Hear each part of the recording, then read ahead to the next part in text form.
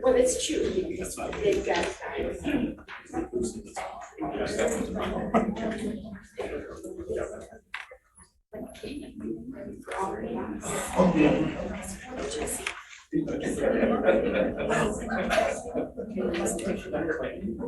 Recording in progress. I'd like to call a regular meeting of the Scio Township Board of Trustees to order for September 13th, 2022.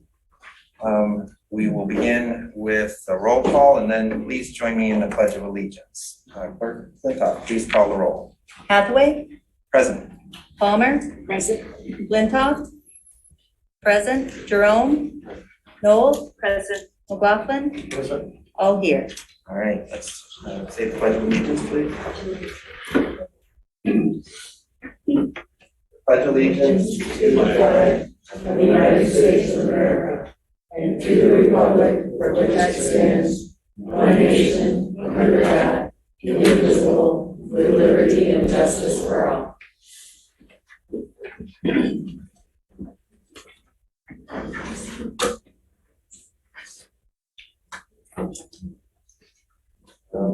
Begin with the adoption of the agenda. Is someone prepared to move the agenda? I will propose the amendment. Clerk Flintoff? Yes, there's three parts. I move to amend the proposed agenda as follows. To modify the proposed claims for payment in item G1, payment of the bills, to remove the proposed claim to 101-172-860 for $50.65 pending review by township attorney. And out of consideration of time of our candidate for assessor, the fire chief, and sheriff's sergeant, I offer motion to move new business and reports after G, consent, and before H, unfinished business, and to modify H1 from appointment to fill the trustee vacancy to, quote, process and action to fill the trustee position, to pick up the discussion of the process from where we left off on August 23rd, including discussion of a special election, and to ask questions of the Democratic and Republican county chairpersons whom I invited to be here tonight. And present is Chris Savage, chair of the Democratic Party, as well as John Dunlap, vice chair of the Republican Party. I'll second. Is there discussion? These are just amendments, additions, rather to the agenda, correct? It's a motion to amend the agenda as a package with all of those changes. Okay. I am opposed to changing the agenda.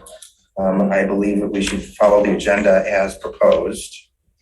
I don't believe that there's a need for amending the agenda in order to consider other motions or resolutions that may be offered later on.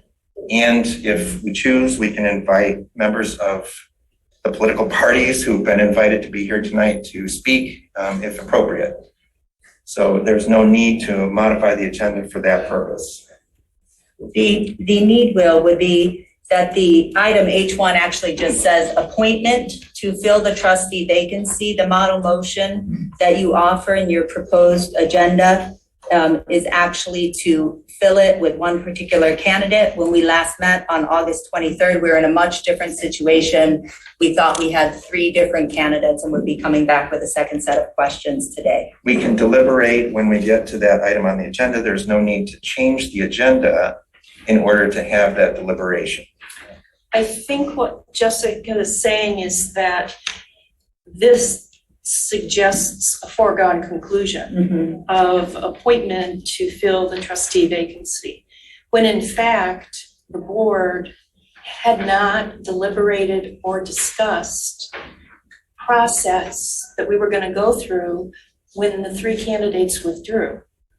You took a unilateral action, and we are questioning whether or not that was appropriate. Yeah, questioning and that deliberation can occur when we reach that agenda item. There's no need to amend the agenda in order to have that discussion. My concern, Will, is typically when you get to an item that you have drafted and have a model motion, you immediately introduce the item and immediately offer the model motion that is in the packet, foregoing any discussion of any items outside of that motion. So I'm trying to be clear with you as well as our public and our invited guests that we intend to have a full discussion and come to the best decision we can. And the discussion would deal with the process, not necessarily just the appointment. It could deal with an appointment, but it should be the process. It should be a broader discussion than just appointment. I disagree, but if there is a desire at that time in the agenda to have a discussion if there's a motion to amend that motion, then those motions to amend can occur. The deliberation can occur. It's up to the board how they would like to proceed. I recommend that we stick to the agenda and that we proceed as the agenda states. And if the people want to bring up, if you or others want to bring up questions or amendments, that can occur. Why don't we call the question? I want to say one more thing. We have 129 Scio electors who have written to us and asked us to hold a special The question has election. been called. Is there a second? Okay, I'll call the question. Support. Okay. So the question has been called on the motion to amend Would you like me to read it the again? agenda. I don't know that it is necessary, but you may if you choose, but you don't have to introduce all of the guest speakers again. First, we have to do the call for the calling question. Oh, that's true. We have to have the vote on calling. Before you- Thank you. You're right. First, we have to have the vote on calling the question, and then we'll be back to the motion. So we're calling the vote is on calling the question. All those in favor of calling the question, please call the roll. And tonight, in the rotating order, we're starting with McLaughlin for our items. McLaughlin? No. Hathaway? Actually, yes. Palmer? Yes. Flintoff? Yes. Jerome? Yes. Noel? Yes. Motion passes 5-1. So now we're going to be voting on the motion to amend. Please read your motion again. Motion by Flintoff, support by Noel, to amend the proposed agenda as follows. To modify G1 claims for payment, to remove the proposed claim to 101-172-860 for $50.65 pending review by township attorney. And out of consideration of time for our candidate for assessor, fire chief, and sheriff sergeant, I offer to move I, new business, and J, reports, after G, consent agenda, and before H, unfinished business. Last, to modify H1 from, quote, appointment to fill the trustee vacancy to, quote, process and action to fill the trustee position, end quote, to pick up discussion of process from where we left off August 23rd, including discussion of the special election, and to ask questions of the Democratic county chairperson and the Republican county vice chairperson who are here tonight. Please call the roll. 1 minute. Oh, you have a question? It's H2, Yeah, it's H2. not H1. Oh, thank you, Donna. So please call the roll. Okay. McLaughlin? If I may ask for clarification, if we agree to this, then that is changing all of those. It's making all those changes. One motion. The vote, yes, is to make the changes that the clerk has put forward in her motion. I don't know. Hathaway? No. Palmer? No. Flintoff, yes. Jerome? No. Noel? Yes. Motion fails 2-4. I would like to ask then that payment of the bills be removed from the consent agenda. With that change, Let me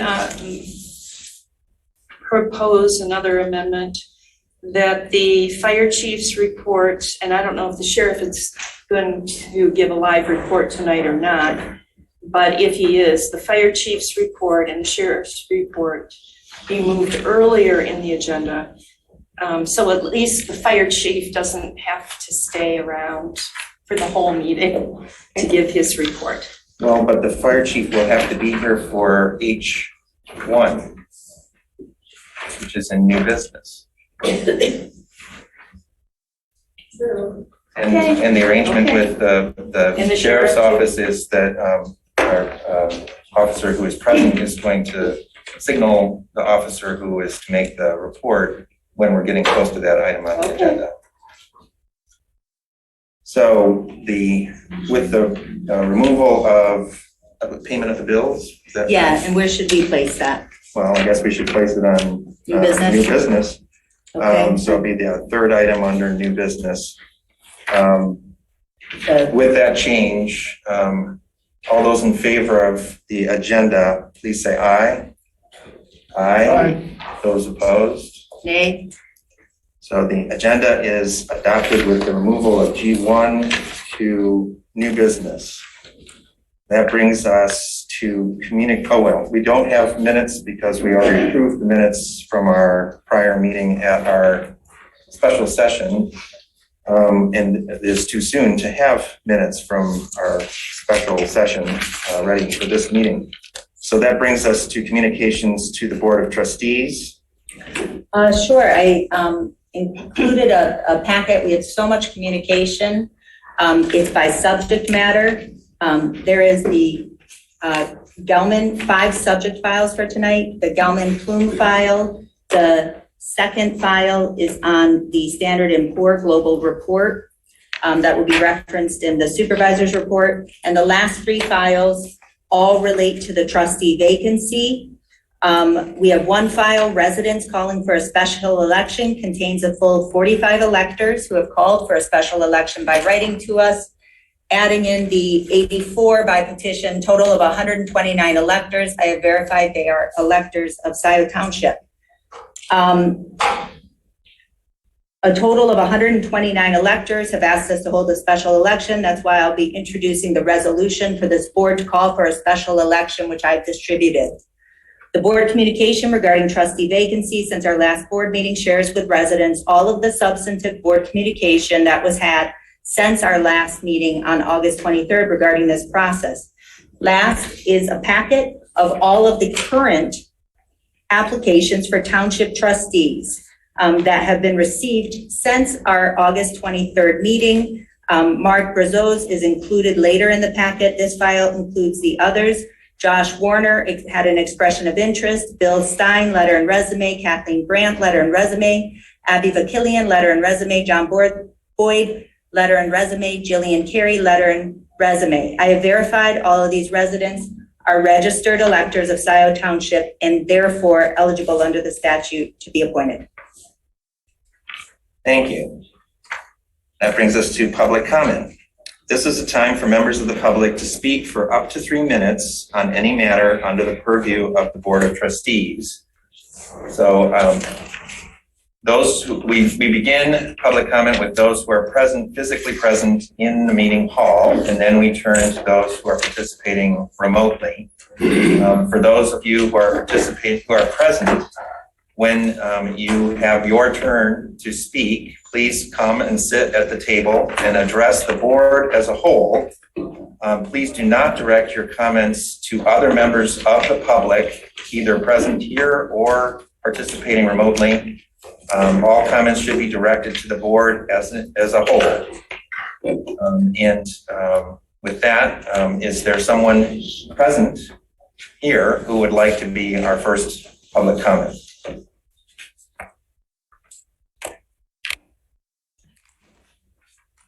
No one wants to speak? Oh, all right. Got excited. Yeah. Good evening. David Reed, Scio Township. Tonight, I address my comments to specifically Treasurer Palmer, Trustees Jerome, and McLaughlin. Donna, Patrick, Alec, when you tell your friends you're on the Scio Township Board, does that make you proud? Or do you avoid the subject altogether? How is it that the board approved a process to select a replacement trustee and then the supervisor, without public board approval, changed the process overnight? How does that make you feel? How is it that important discussion items are removed from the board's agenda at the whim of the supervisor? How is it that you allowed the one person who could make a difference in this township to be bullied, insulted, and ignored, and as a result, he walked away after 5 months? How is it that you allowed the editor of the newsletter to be likewise bullied and insulted to the point she too resigned? How is it that on May 11th, 2021, the board approved a job description that is more for the supervisor of Scio Township that is more like a job description of a dictator? I would ask that you carefully read the supervisor's response to the S&P report. It has been said that there are 1,627 words. I haven't counted them, but I'll believe that. In all of those words, neither I nor me appear in it at all, but there are 35 references to the clerk. Think about that. 35 references to the clerk, not one to himself. This gives a clear picture of the thinking of this so-called leader. A good leader assumes or ensures his team gets the credit when the team succeeds, but shoulders the blame when the team fails. Not so with Supervisor Hathaway. His response demonstrates that, to his way of thinking, he is blameless for this latest kerfuffle. Apparently, he feels the issue rests solely with the clerk. Oddly, these problems didn't occur until the supervisor seized control of this board and this township. It is telling that S&P did not visit the township in person to conduct their review. Rather, the review was accomplished through a questionnaire that was answered by the supervisor, the deputy supervisor treasurer, and the interim manager. Why wasn't the treasurer, the clerk, or the finance manager involved? Is it possible that some of the questions might have been answered incorrectly or possibly only partially? The S&P questionnaire and the supervisor's response should be released to the public. In reading through that report, I can see, well, never mind, I won't go there. There is a simple remedy to this problem. Restore the job description of our supervisor to that as prescribed by the Michigan legislature. This will restore balance to the board and put control of the township in the hands of 7 people instead of 1. You 3 must work together with other members of the board to craft a motion to undo that which was done 490 days ago. Please set aside your differences for this one time and end this madness. Thank you. Thank you.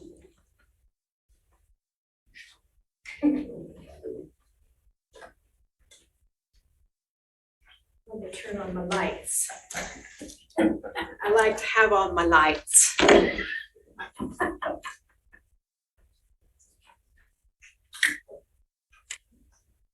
That's the weather, not my timer.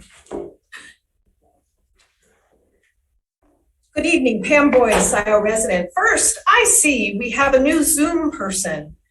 A guest, or did we lose yet another township employee? Regardless, welcome to the new Zoom person. I'd like to address my comments to my First Amendment right. It protects freedom of speech to say almost anything to this board. I may not threaten you with harm, but I may call you little Hitlers, Mussolinis, or Stalins when I voice my anger at the dysfunction of some on this board.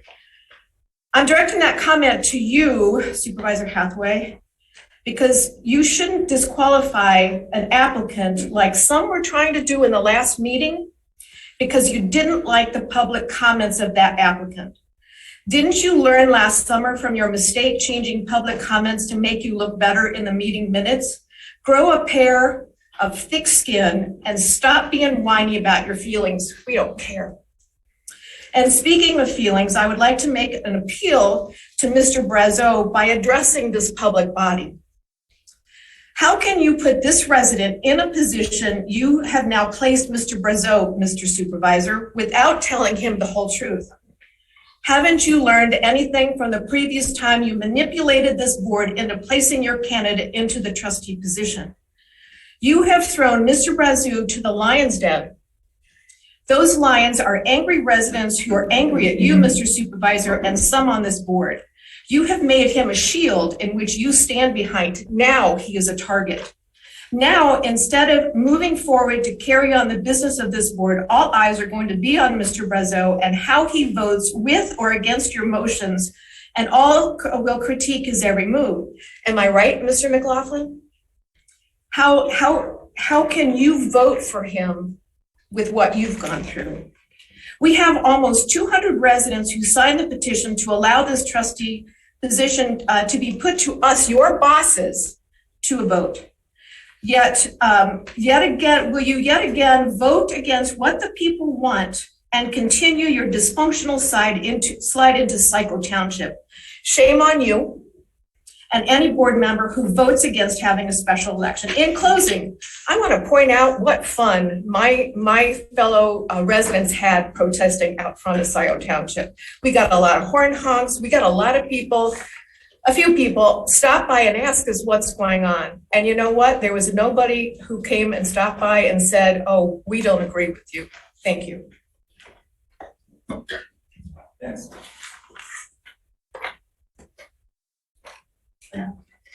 The other folks are shy, so why don't you go?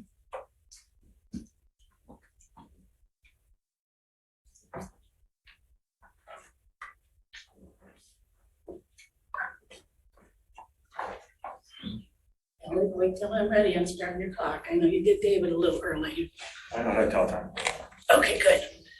All right, earlier, just before this meeting, I had a conversation with trustee McLaughlin, and I asked him specifically if we could consider moving the fire Chief Hood's report up.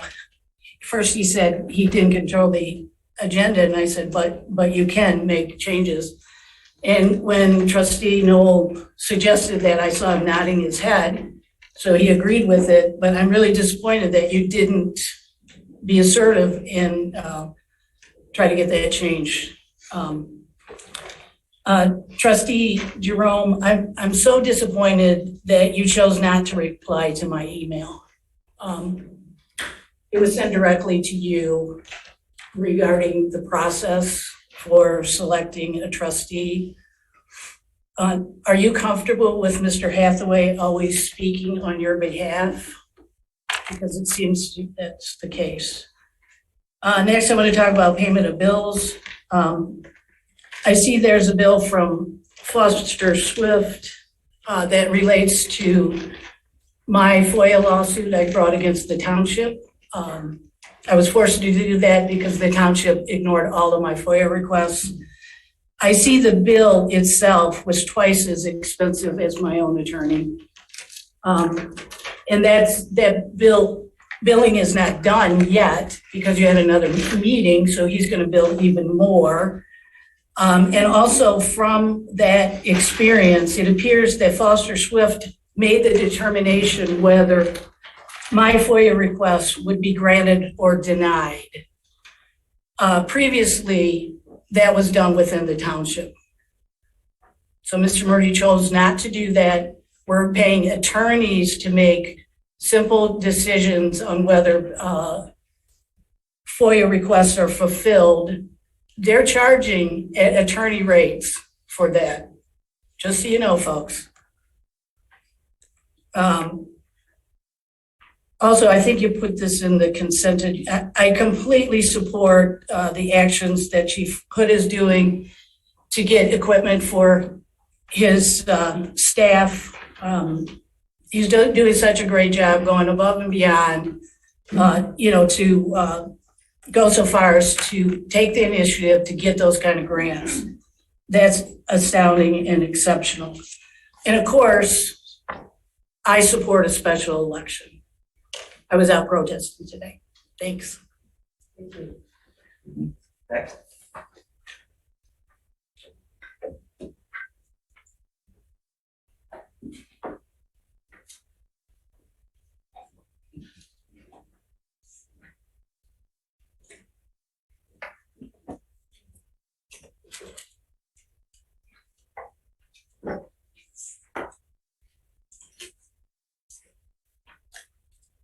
Hi, I'm one of the picketers that had fun today. And I think we really made a difference, letting fellow residents of this township know how we really feel about what's going on. As you know, we would like to see a election take place in May. So, but right now, I want to discuss 3 items. And those items are the agenda, the agenda, the agenda. First off, we should expect a very long meeting according to the agenda.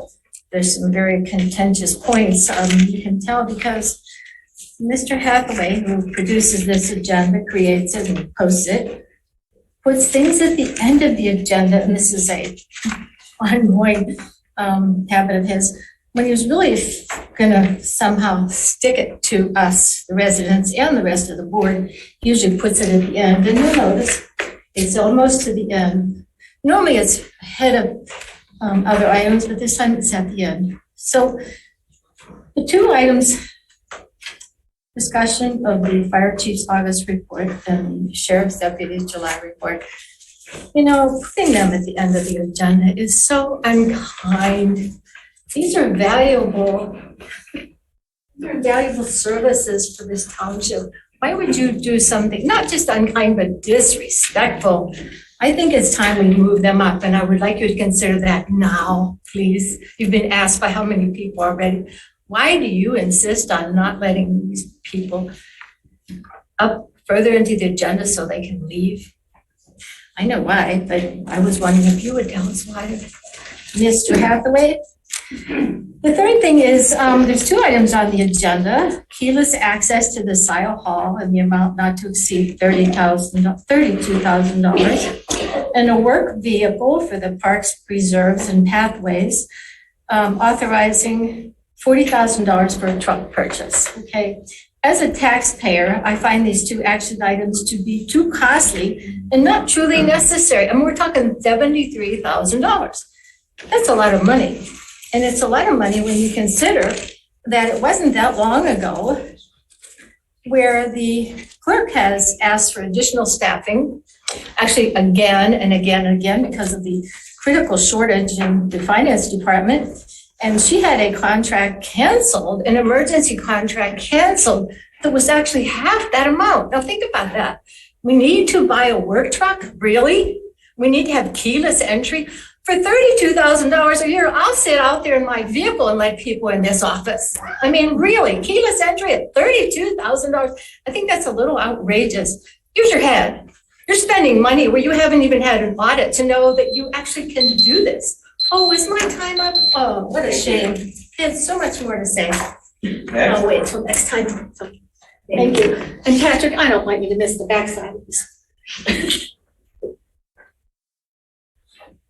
Next.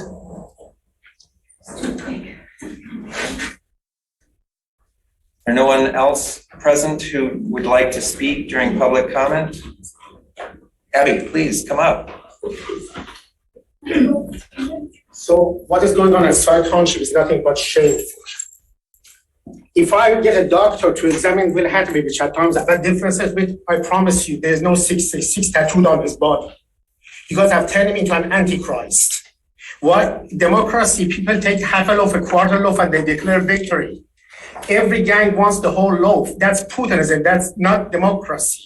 You gotta learn to take credit jointly.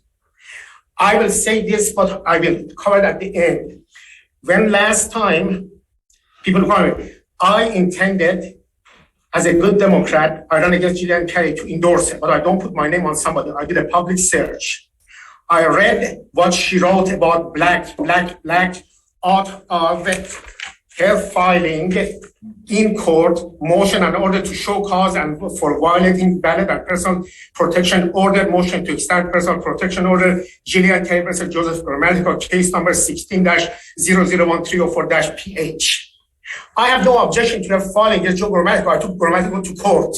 We had our own fight. He filed a TRO against me. I reversed it. I don't get along with him.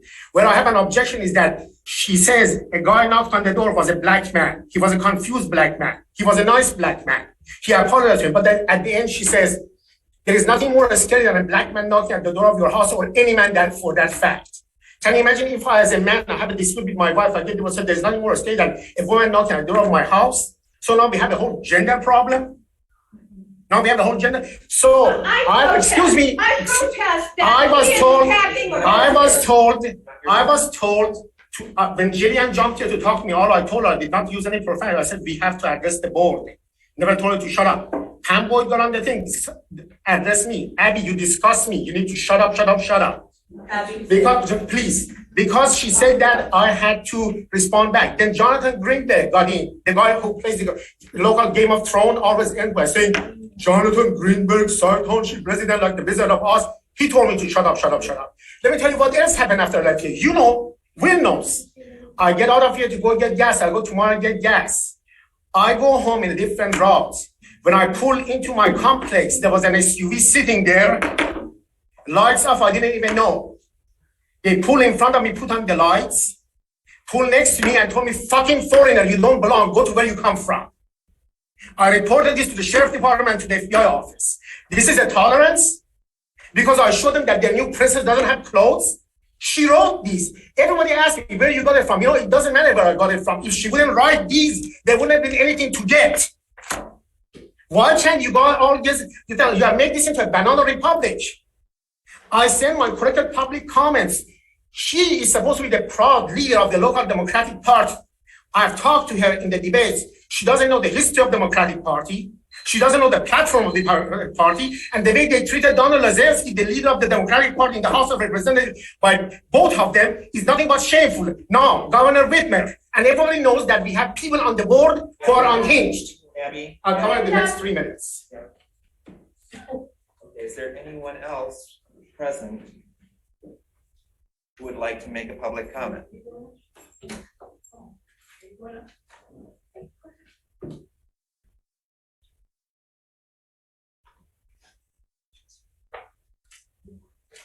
May I just make one response?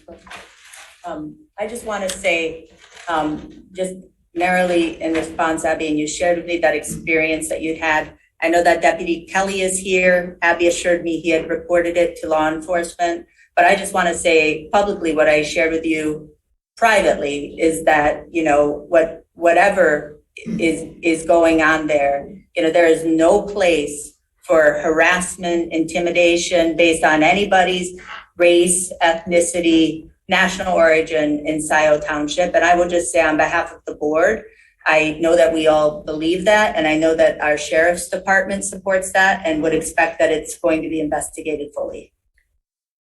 Thank you. Please proceed with your public comment. Good evening. My name is Alan Burbano from Parkwood Condominiums. And I'm here this evening to speak on two subjects. First is to revisit the rejected Parkwood FOIA submission. And the second is to renew our request for the site plan being transferred back to the Planning Commission. The last trustee meeting, our Bob Heisey, along with Bill Doty, made a request for 21021 to go back. It was based on the need for more discussion on our numerous subjects, which we've had over the past 6 months. The Planning Commission seems to be a more suitable arena for proper examination and discussion of detail. But going back to the FOIAs, why the FOIAs? Two FOIAs we submitted were on April 15th and May 6th. Recall that Scio had a 20-year zoning ordinance, which is 36-132, that was deemed invalid. The ordinance required a 5-acre min for MR2 zoning. And this parcel does not have 5 acres. Our May 16th FOIA asked to identify the total number of residentially zoned properties in Scio. Then, of that total, how many were zoned after 2002? The township responded that such documents do not exist. We presume the vast majority of properties were zoned prior to 2002, which would make virtually all of future Scio in the category of non-conforming, when non-conforming is conveniently revoked. So please think about our FOIA rejection. The township doesn't know how many residential zone properties are in the township. Second, nor how many zoned after 2002. That on its surface seems rather absurd. So Is there a reason for 2021 to go back to the planning commission based on need? Well, an entirely new site plan has been issued, August 26th, 24 total drawings. Parkwood residents are currently reviewing those many details, but we need time to assess and bring those details forward for proper discussion in the proper venue. In summary, Parkwood never had the opportunity to vet the many project details on March 14th when the site plan was approved in a whirlwind PowerPoint session. Our tabling was rejected. We respectfully ask trustees to now push 21021 back to where it belongs. Parkwood's enduring message: this extremely high-density proposal is not in the spirit of the Scio master plan, which is 35 units on 3.89 buildable acres. And I might add to that in the new drawing, the reduced disturbance area goes from 4.18 acres to 4.13. So in effect, that acreage is actually reduced. Thank you for your time. Thank you. Do you have a response? Brief response, because Alan had asked me to follow up on these 2 FOIA requests a month or so ago. And when I looked into it, I spoke with Jim and Doug, and my sincere understanding is that these records do not exist, but that what you are requesting is kind of a data request, a query. And so I would just ask Jim if you could kind of, estimate if it's a reasonable amount of time or, too much. But if it is a reasonable amount of time, I would ask that we put that in if it's just an hour or 2. And I really don't know what's entailed. Thank you. Any other further public comments from those who are present in the meeting hall? Good evening, Jillian Carey. Hi. Okay, tonight we have on the agenda appointment of the trustee seats. Okay, well, I ran for office, as everybody knows, in the primary. I won 2036.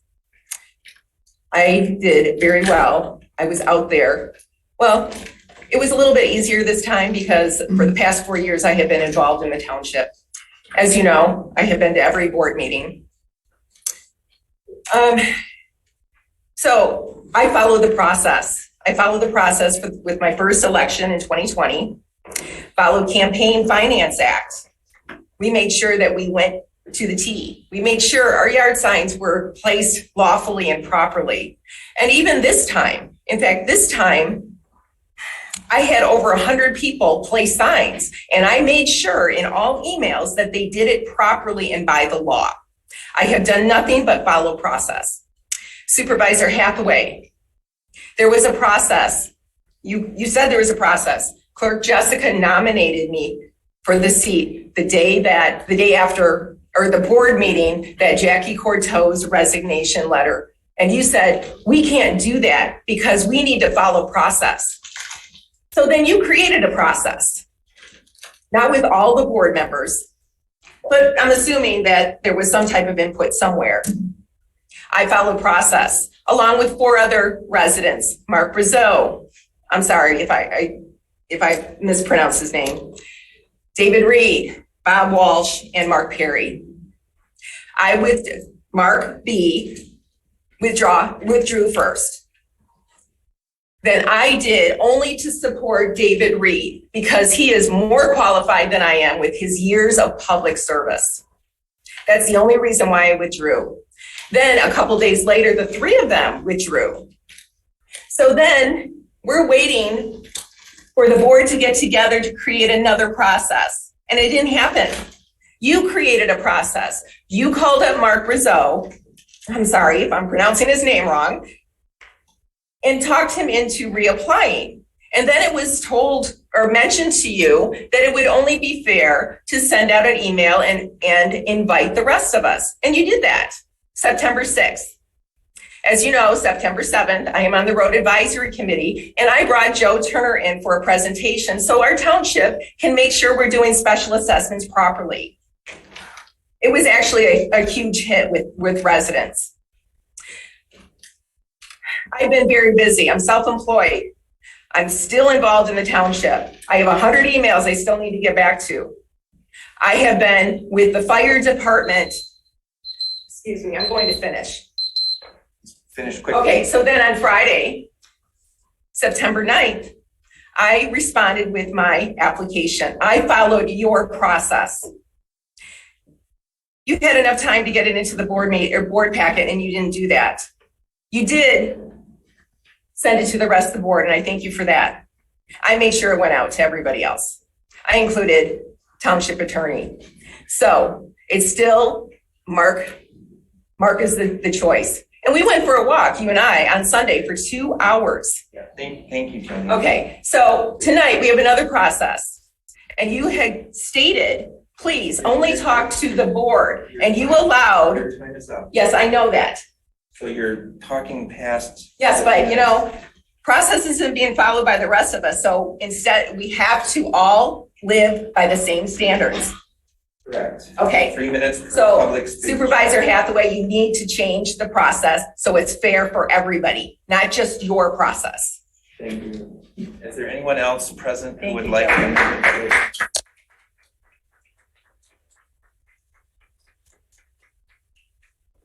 Anyone else present in the meeting hall would like to make a public comment this evening?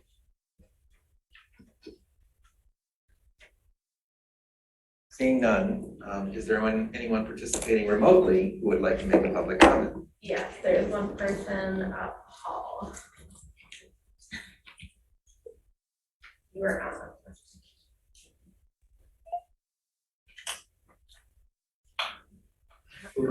Hello. Yeah. I also would like to see a process where, since all these people resigned, withdrew, then we just had one candidate, and I know Mark Brazeau from with my kids. I like him as a person, but I think the whole process should start again. So even if there isn't a special election, which I know you do not want, or many of you do not want, so that I heard there were other applicants that have been rejected because they didn't originally go. It seems like the rules are being made up as they go along to exclude certain people. And then number two, this is something I'm going to say, calling people racist and xenophobes, and Donna Palmer's been called racist. There's so many people. That's a very strong statement. And to me, it really defames people. And you have to have some pretty strong evidence to sit here and state that in public meetings where it's going to be written down, no matter who you're pointing out as being racist. And you cannot assume that whoever drove by and said, I'd like to see the proof of that somebody in an SUV actually drove by and yelled racist comments. And that particular person has interrupted not only the board, but almost every person who has spoken publicly, and it's very inappropriate. And I asked the supervisor to stop it, have that behavior stopped immediately. Thank you. Do we have anyone else participating remotely? Yes.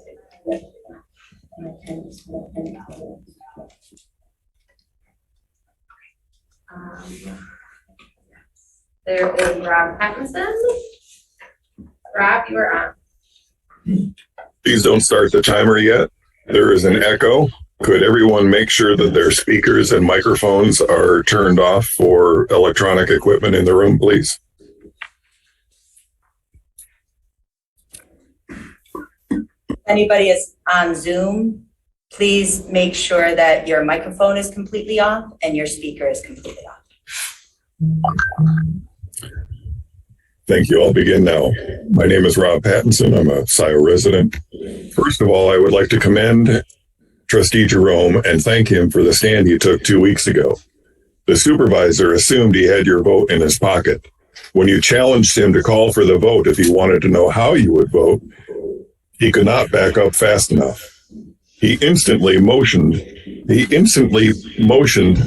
table, the very thing he had stridently voted against 5 minutes before. You had questions about the process and candidate. Thank you for standing up to the supervisor. We need more of that kind of courage on the board. Second, I would ask the board to reopen amendments of the agenda and move the fire and sheriff reports to the beginning of the meeting, right after public comment. Please show the chief and lieutenant the respect they deserve. Please show respect for everyone you ask to report to the board. Let them give the reports and go home. That is the very least you could do to take care of the people who work for the good of Scio Township. Chief Hood is by far the most important person in Scio Township government because he heads the only department that saves lives. We could do without anyone on the board. We cannot do without Chief Hood. Last week, the supervisor unilaterally nominated a resident to sit on the Board of Trustees. That nomination is invalid. Last month, the entire board voted on the process to appoint the replacement trustee. Once all 5 accepted candidates withdrew, that process was over. There was no vote by this board to use a new process for appointing the replacement trustee tonight. Therefore, tonight's agenda item to appoint Mr. Brazeau is invalid. I ask the trustees to withhold your votes until an approved and valid process is established. Supervisor Hathaway, I read your memo about the S&P downgrading. In it, you blame the clerk for the lack of finance staffing. I am astounded you had the nerve to put that in writing. I have never seen a document more full of bovine excrement than that one. In fact, you never once mentioned that you have been blocking the process of hiring finance staff for a year and a half. Shows just how intent you are to use your position to damage Scio Township. This document will be studied in the future as a textbook example of gaslighting. In line with that kind of behavior is what you did at the BOT 2 weeks ago. During public comment, you shut down several speakers as they hit the 3-minute time limit. Then you allowed a member of the public to spew vile filth about a candidate and allowed him to speak for several minutes longer than the 3-minute time limit.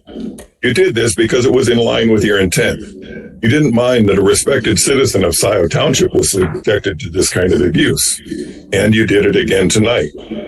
You initially said at the beginning to address the board, and instead you allowed this person to continue speaking because it met your intent. Thank you. Thank you, Rob.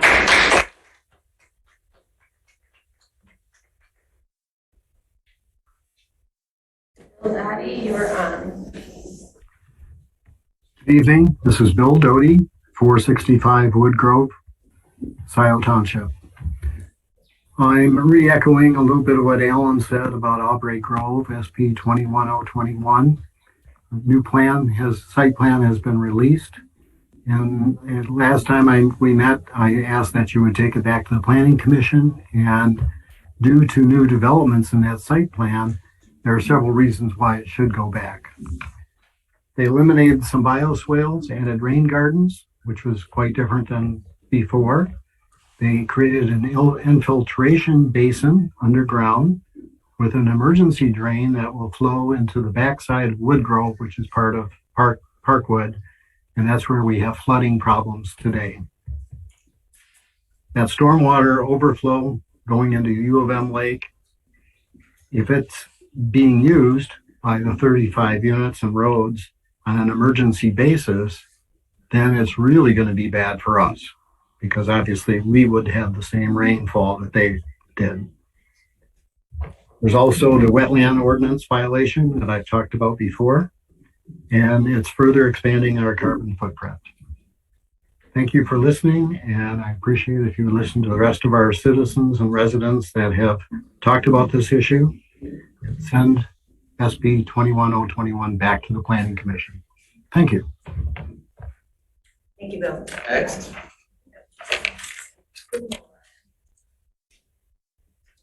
Ryan, you are on. Good evening, everybody. I'd like to address a couple of things this evening.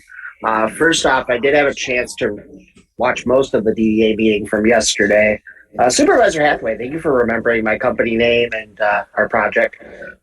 Unfortunately, the Woodview Commons property cannot use the front portion of our property as a driveway for two reasons. Number one, I own it, they would need to ask me permission. But secondly, the Washington County Road Commission specifically asked that no traffic proceed straight off of Baker Road into a driveway. Our driveway has to be adjusted to the west edge of our property line. One other area of concern that I did want to address the board about, I would strongly encourage you to have additional financial help. I recently received my water bill from Scio Township. I was rather surprised when I opened the water bill and it said I was owed, not that I owed Scio Township, but I was personally owed $12,200 as a refund. I ended up speaking with Steve over at the water department. We did get the matter resolved after figuring out it was a billing error from the meter being zeroed out from the previous home that was on that property. But that is a very concerning thing that we don't have anyone double checking or have any way to catch these sorts of errors before the bills go out. Thank you.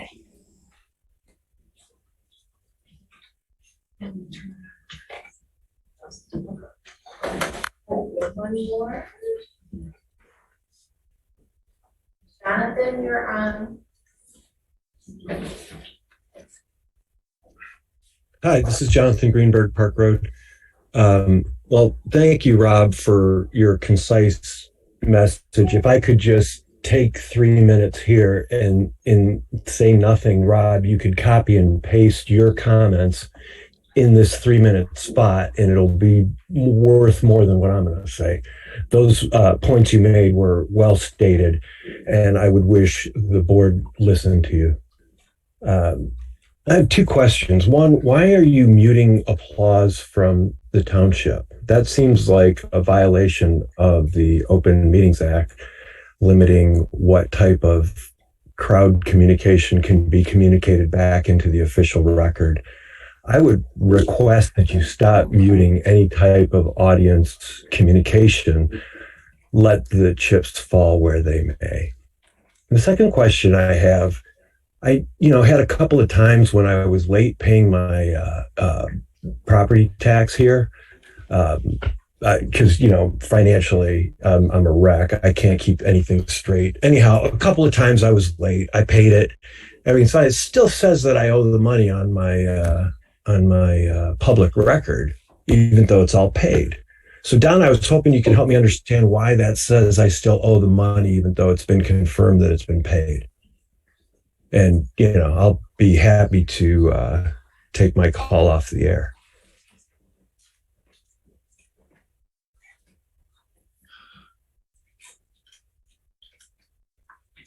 Is there any further public comment? Nope, that is all I can that I have right now.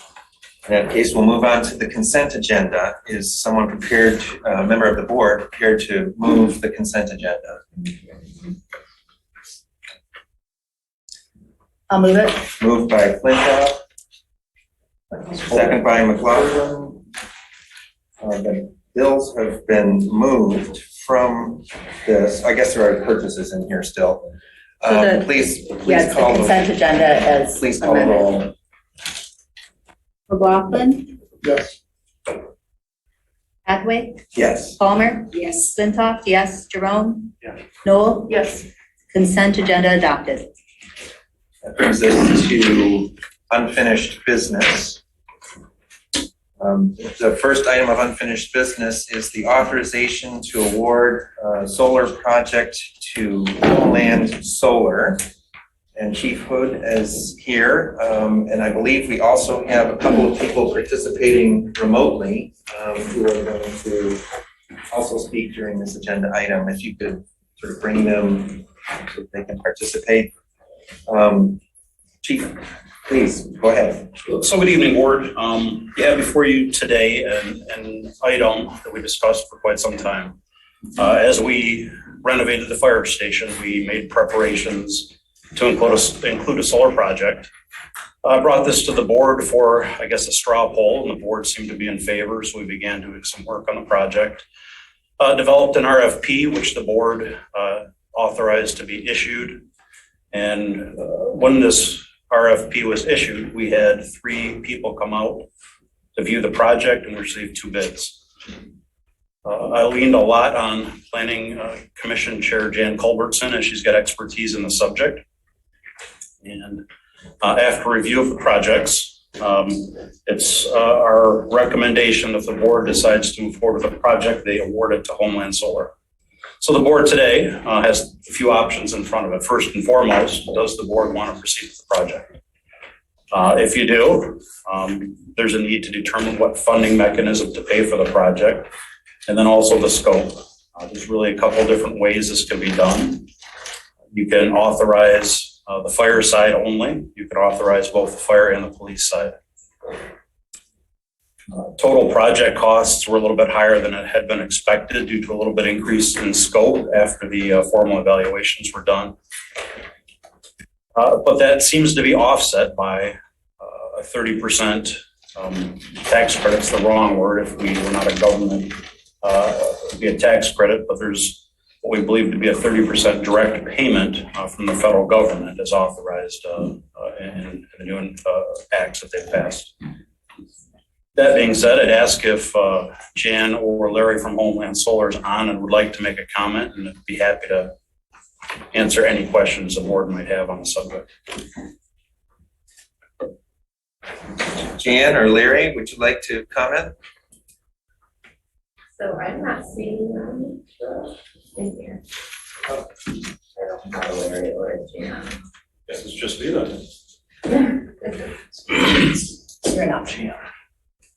Unless you can throw your voice or something. Not that far.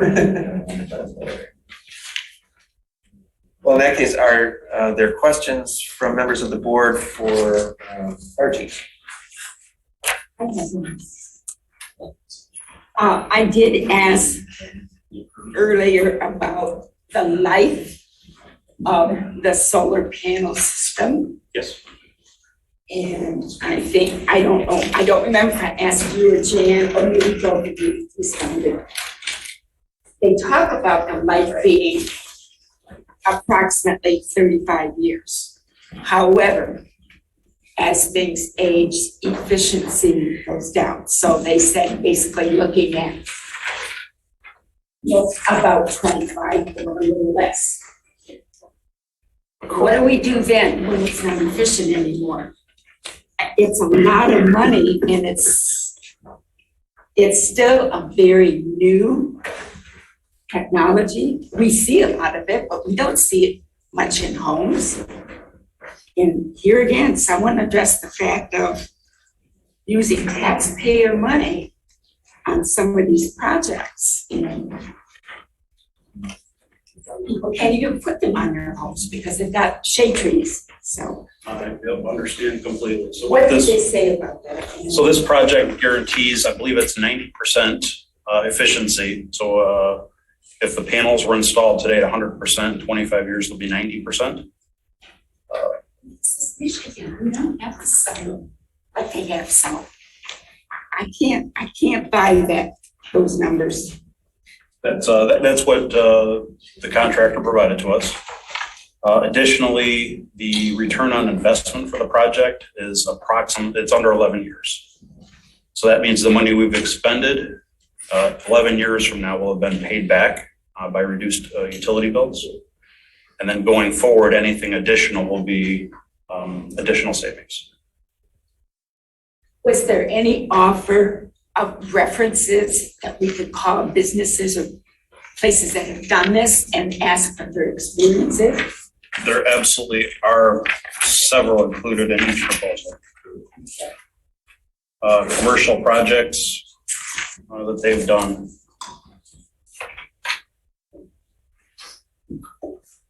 This particular on page 3 of their proposal offered 4 different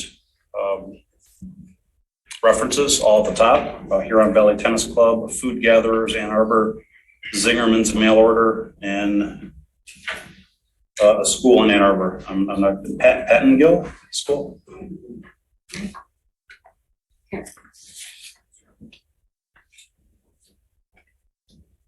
Oh, I'm sorry. Were you finished? Right, I just have enough summation. Sure. Thank you, Chief. I'm confident in the process we set forth. We had a RFP process, some good experts. I know we have a lot of in-house expertise with our planning chair, Jan Culbertson.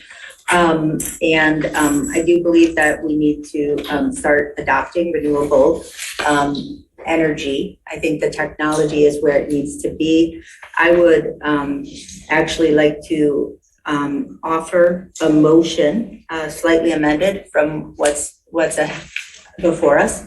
A motion to award the bid for a solar array for the whole building located at 1055 North Zeeb to Homeland Solar in the amount of $79,300 with an expected 30% direct incentive payment from the federal government, and to provide Homeland Solar with an intent to award contract letter pending attorney review of the contract provided, and to appropriate expenditures and anticipated revenue from the return on investment to Fund 206 and Fund 101 in proportion to use by fire and sheriff respectively. With that, any of the return on investment would be going, I forget what the split is over there. There's two separate meters, so it varies. It's actual usage. Okay, actual usage. Perfect. So can you say the and part again? And to appropriate? Well, we have no appropriation for this. So it would be an appropriation from the fund balances of 206 and 101 respectively for the initial outlay, and then the appropriation of the anticipated revenue from the return on investment, because I know that that will be calculated. Yes. Yeah, it'll show directly on our utility bills.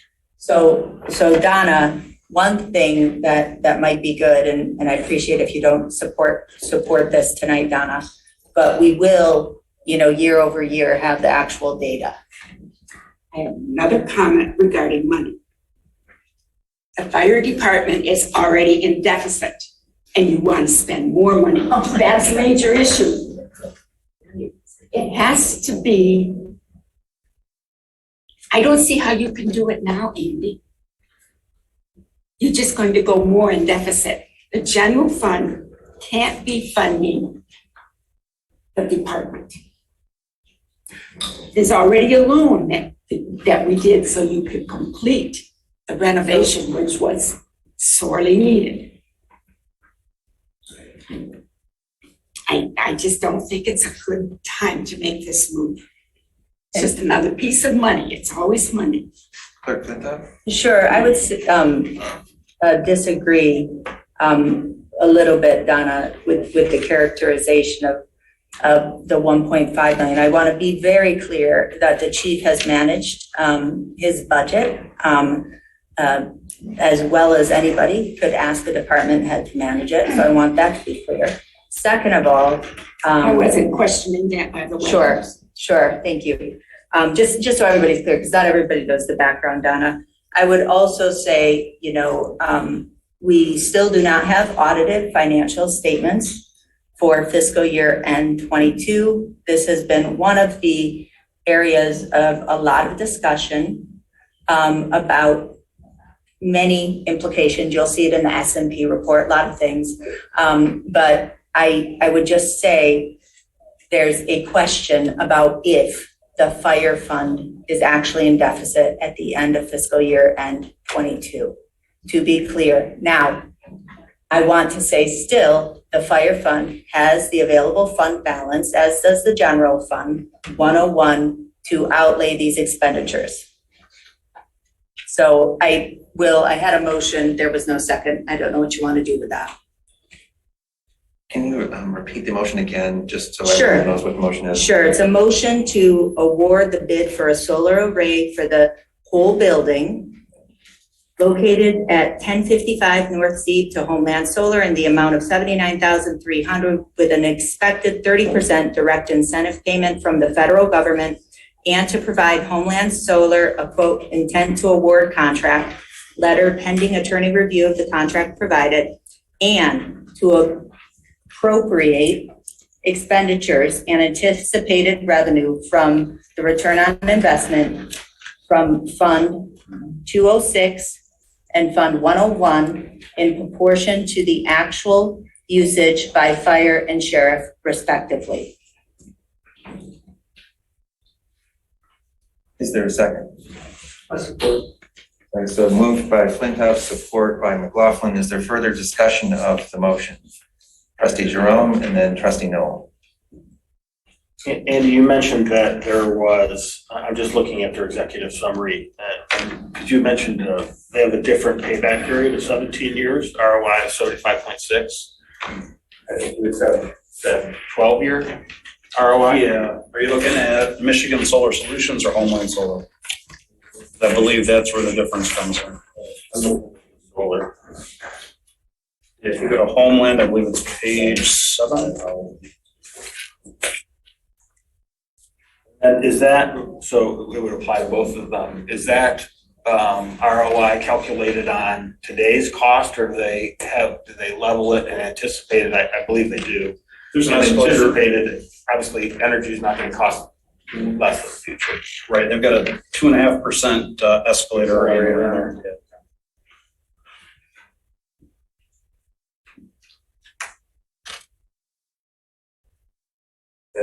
Are you finished with your question? Okay, Trustee Noel, you were next. You mentioned different options. I just wanted to understand what the different options are. So the fire department consumes the majority of the electricity at that building. We're a bigger operation. We're in the house more than the sheriff's officers are. And we have more things in there. So our bill is much larger than what the township expends for electricity on the sheriff's side. The primary option is to do the entire building, but if the board chose not to, they could exclude the sheriff's department side and just do the fire side, getting the biggest component of electric usage there. So it would be, we could do fire side or do entire building. And as a reminder to the board, we pay for all of it, so all of the energy.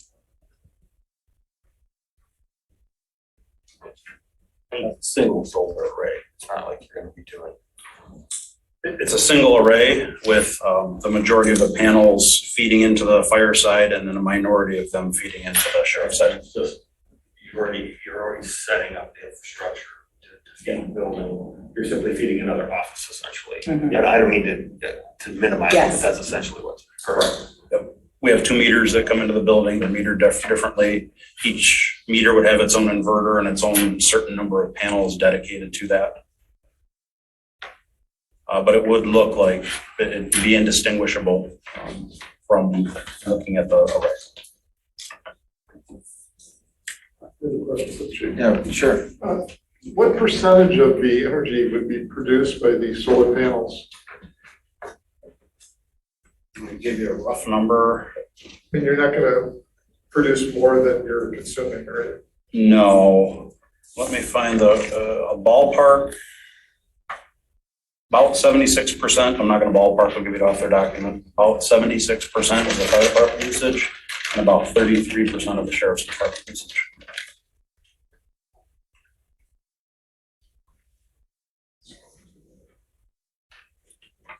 Other comments or questions from members of the board?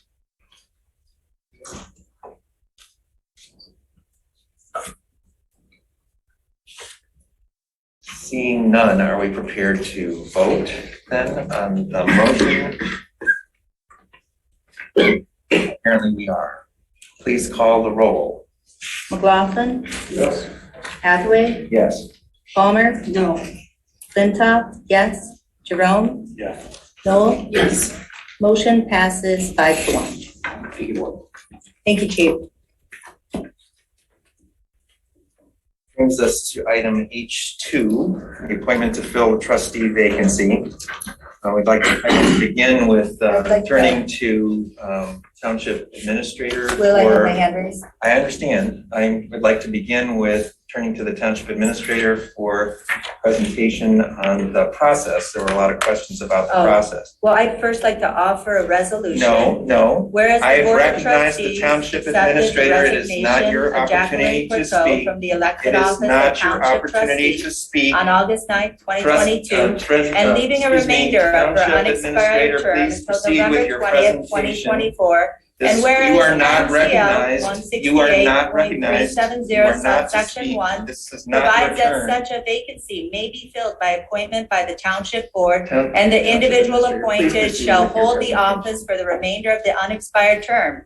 And whereas it further provides that if the vacancy is not filled by the township board or the Board of County Election Commissioners within 45 days after the beginning of the vacancy, the county clerk of the county in which the township is located shall call a special election within 5 calendar days to fill the vacancy. And whereas 129 verified Scio Township electors have urged the Board of Trustees to allow the township electors to fill this seat by their vote.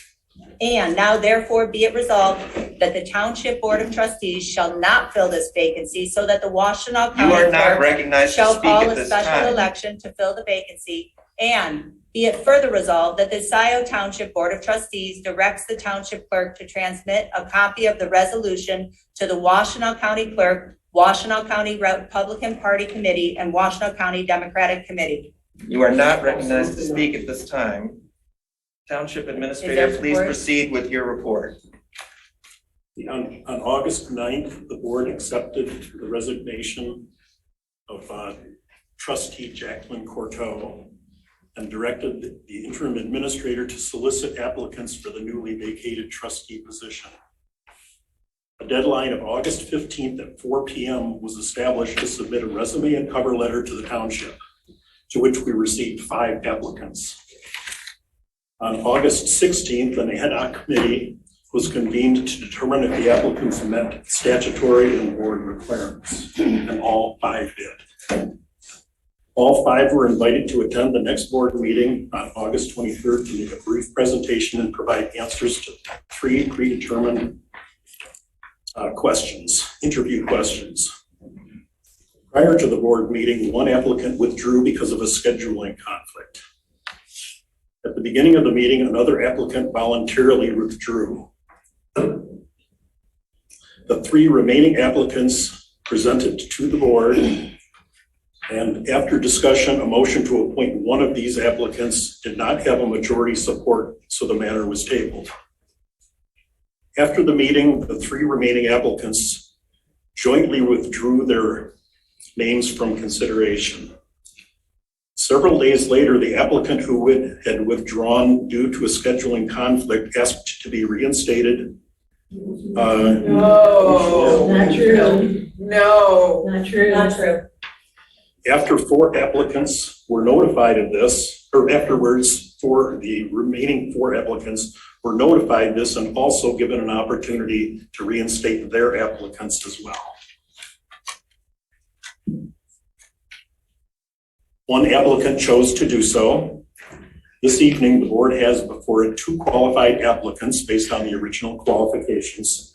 This is Jillian Carey and Mark Brazo.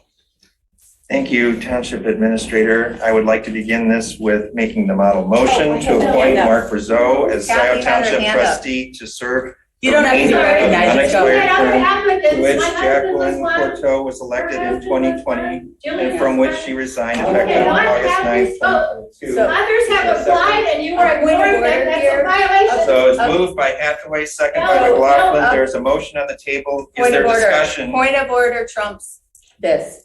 Jim, what you said just contradicted the minutes we just approved at our prior meeting. What do you have to say about that? I don't have anything to say about it. It's not. Unless you give me some particulars. Yeah, absolutely. So what we did at our last meeting was not table a motion to appoint Mark Perry. What we did was a motion by Hathaway, support by Jerome, to table item J3, deliberate and appoint trustee to the next regular meeting with the intent of having the interim township administrator structure the process as described above, which was going to be more questions, and it was subsequent to this that the 3 remaining individuals withdrew their applications in protest. Now, what I'm saying, Jim, is how do you, being the one, well, I know that our process changed, which is why I asked multiple times for this board to convene to set forth a process so we wouldn't have to start setting forth a process here at this late hour. So Jim, you were responsible to structure the process. Is this your process? Did you ask me to reach out to Mark Rizzo to see? That's not what I asked. I'm asking the question. I made a suggestion because we had one of the remaining 5 who had withdrawn as a result of a scheduling conflict. So I suggested that you reach out and see if the one remaining person who just couldn't be here, as opposed to removing their names in protest, would be like to be considered and to ask to reinstate their application. Well, I'd like to be clear that the letter, the joint letter with which Mark Perry, David Reed, Robert Walsh withdrew is not a letter of protest. It just says simply, Clerk Flintoff, thank you for the opportunity, but after careful consideration, we have decided to withdraw our applications for the vacant trustee seat. We hope that by notifying the board today, there is sufficient time to continue to pursue the appointment process.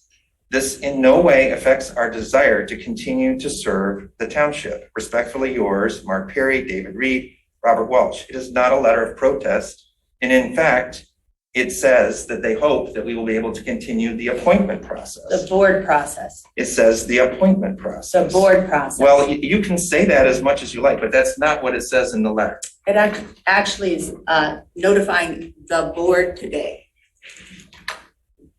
Notifying the board today that there is sufficient time to continue to pursue the appointment process. The only process is a board process. Well, you can try to imbue the letter with more than it is. I know a lot of people have been claiming it says things that it does not. No, but that's what it says. And so what we're doing here is honoring that process. Well, I know you disagree, but that is how it is viewed by some of the rest of us. How do you know it's viewed that way Trustee by the Noel. rest of you? Some of the rest of us, he said, some. So go ahead, Trustee Noel. I have several points to make. First of all, Jim, in your report, you said that the applicant reached out to Will. I said that the applicant requested that their applicant be reinstated. Okay. But Will initiated the call to ask the applicant. Mark Brizzo told me that directly. But that's correct, but the applicant had to request that Okay, their. but this was after Will requested or asked him to do so. And after you made up a reactivation. Yeah, we never had discussed reactivation. Whatever that when is. we talked and approved this motion at our last board meeting. So I want to go on and express my process concerns here. When 4 of the trustee candidates had withdrawn, Will made a unilateral decision to reach out to the 5th candidate who had also withdrawn. The board never approved this process. Let me repeat. The board never approved this process. It's wholly illegitimate. In Trustee Noel is fact, speaking. the board had approved a process at the last board meeting on August 23rd. A special meeting should have been called immediately, suggested by Clerk Flintoff, when the withdrawals of the candidates occurred. The situation required discussion and deliberation of the entire board, made it a meeting open to the public. An election would be a fairer process. Residents would have a choice between 2 candidates. We have Chris Savage here tonight, who can discuss in the open and transparent process that the County Democratic Party would engage in to make an appointment. We also have the chair of the County Republican Party here. Vice Chair. Vice Chair. This board has functioned for many months with 6 board members. There's no urgency to fill this position now. Another point, 5 of us were elected by Scio voters in 2020. When one board member makes a unilateral decision and oversteps, those of us who were elected are shut out of the process. And that is wrong. That is what you have done, and it's wrong. And that's why residents are upset and concerned.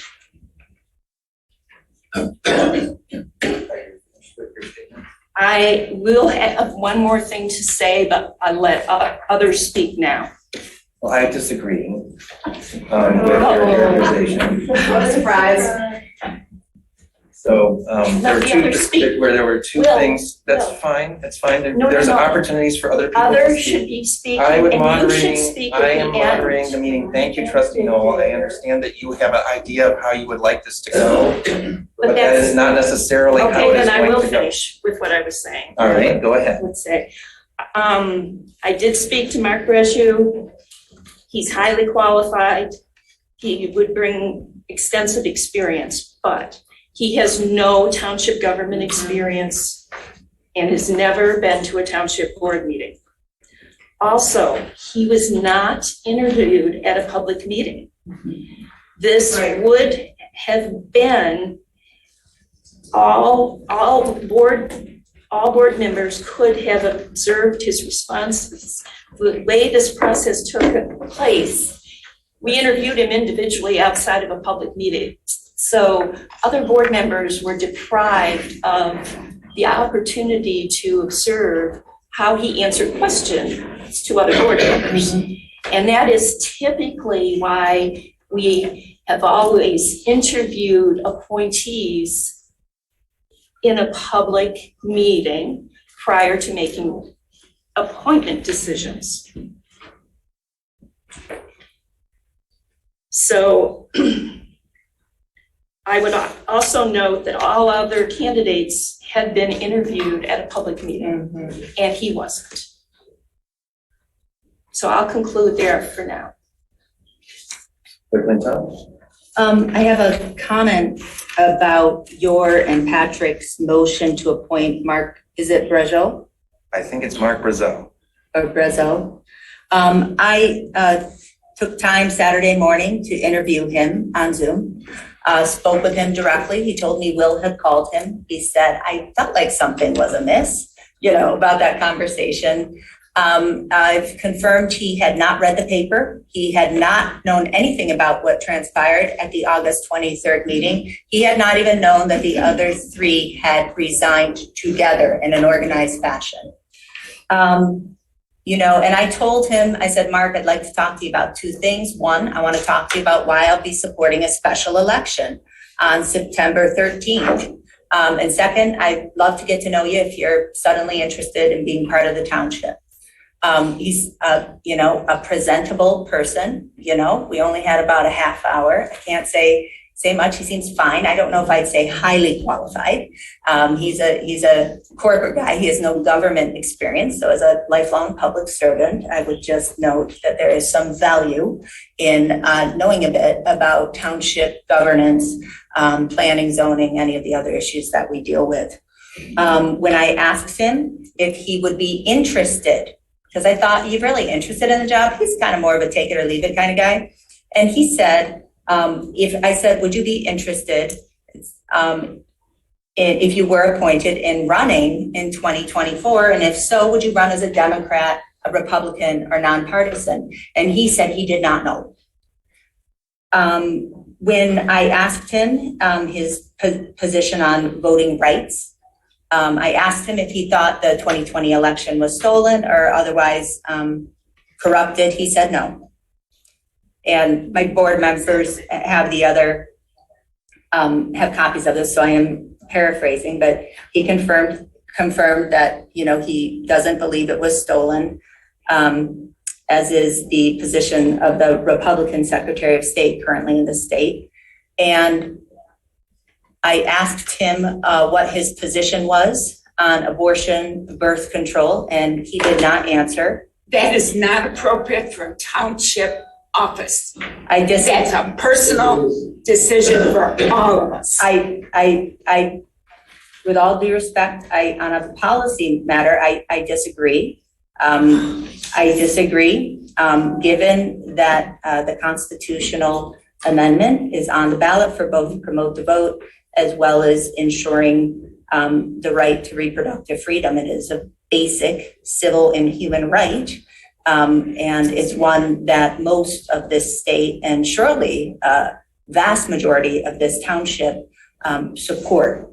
I could go through all the ways in which township government intersects with abortion policy or voting rights policy, but that's not the point. I will just say it is important, not just to me, but it's important to this township. I think that this process is a sham. And I told Mark that. And I said, Mark, man, have you seen Next Door this weekend? Your name is all over it. And he said, no, I'm not on social media. And so I will just say, I also checked his voting record. He's voted in the major elections. He did not vote in August 2022, a few weeks ago. He didn't vote. In November 2019, when we held a special election to increase the millage for our fire services, he did not vote. This guy did not appear to me to be interested. He seemed to be a kind person saying yes to a call from the supervisor that came kind of out of the blue. And that's it. So this is a sham. I would support a process with integrity to appoint somebody. The majority of this board has made that impossible.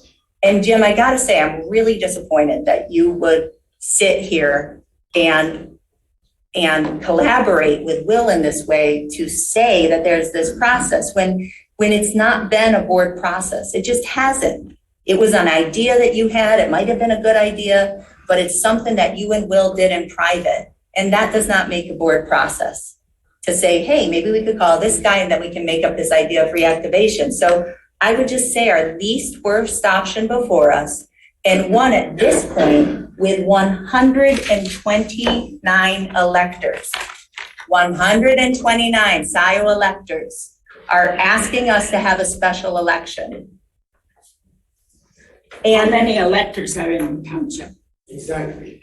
How many electors are in the township? 13,500. Okay, point me. Well, and I will say this came in 5 days. So with that, I'd like to ask questions of the county No, it parties. is not time for that. It is time for members of the board to deliberate. Well, but when my question then, and this is why I asked to change the agenda at the top, Will, because this is what you do.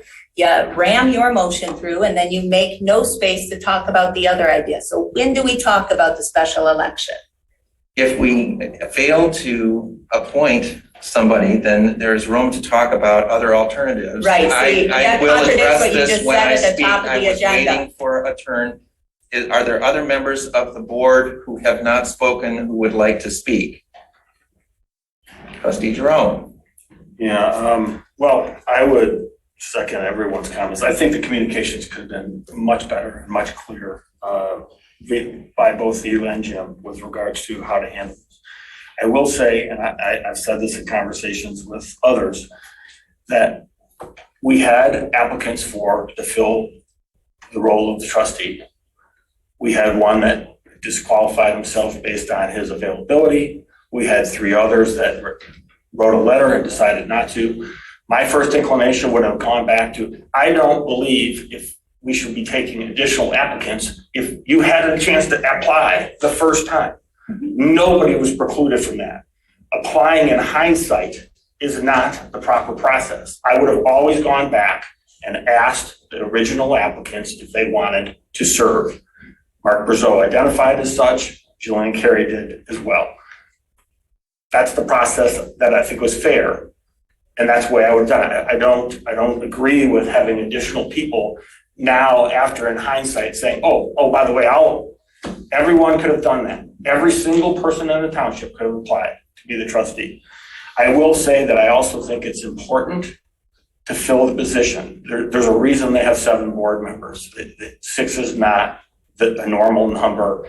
It is our responsibility to fill the position. That's the way it's written. It's only in default if we don't appoint somebody. It doesn't say, by the way, your job is to wait 45 days and let it default and then have a special election. I also think there's time and cost considerations with that.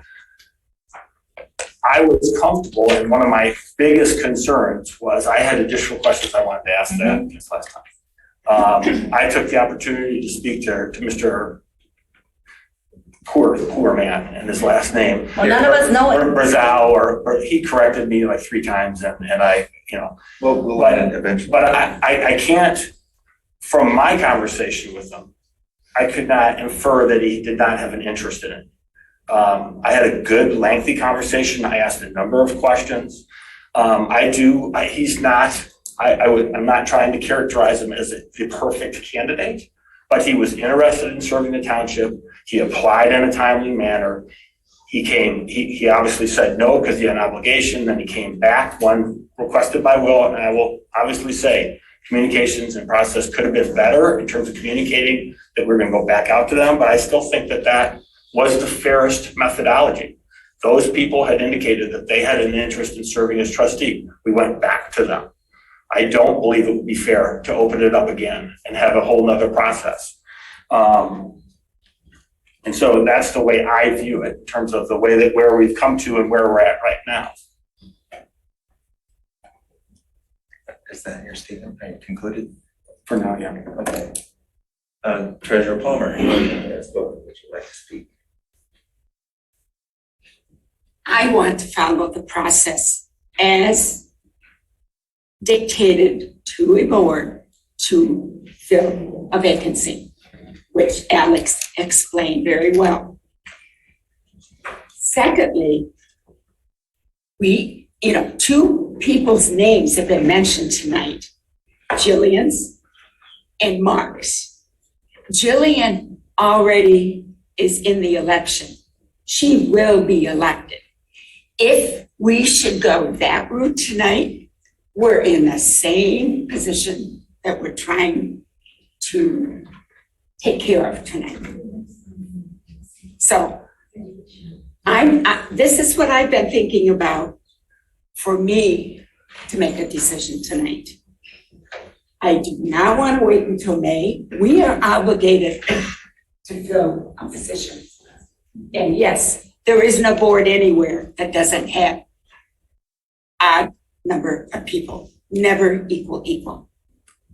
If you're a small township, it's 3-member board, or 3 trustees, I should say. Mm-hmm.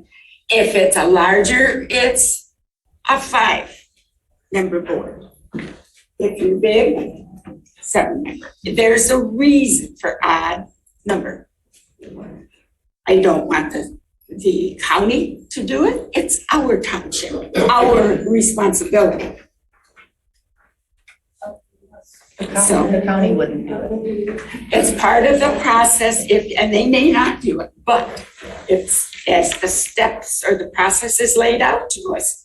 You can either do this, or this is going to happen, or this is going to happen. So we need to meet our obligation.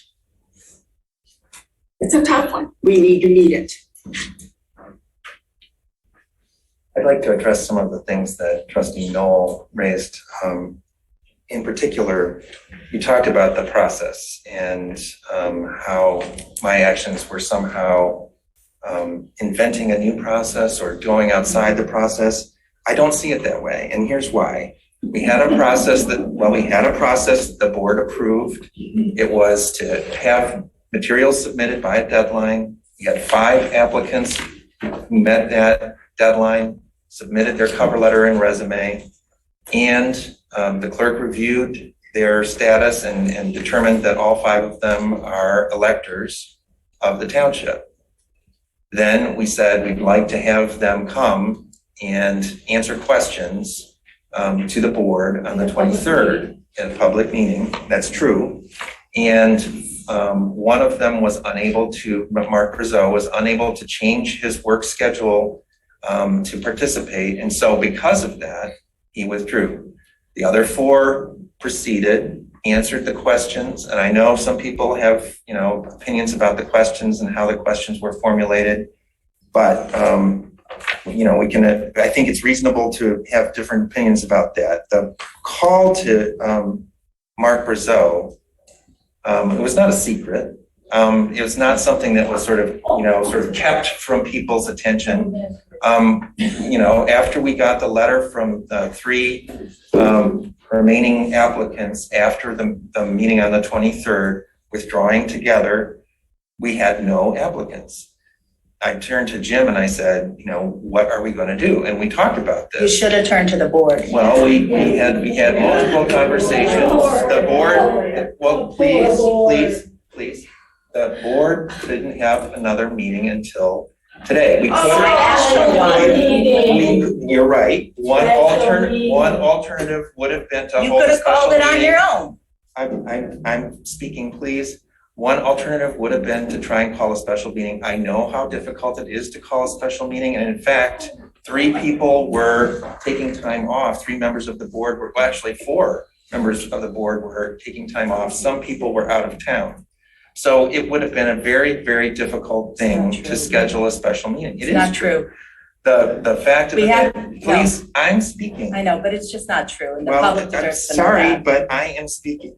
The question here is how to salvage the existing process as much as possible that the board had approved. And the way that I view it, and I think Alec put it quite well, is that we had 5 applicants who are qualified in that process that the board discussed, deliberated, and established. And there's no rule that says that once you withdraw that you can't change your mind and reactivate your application. So when we had that meeting and we had 4 candidates withdraw either in the meeting or immediately after, it made sense to turn to the other applicant and see if he would consider reactivating his application. And he said yes, that he would, and he asked to do so.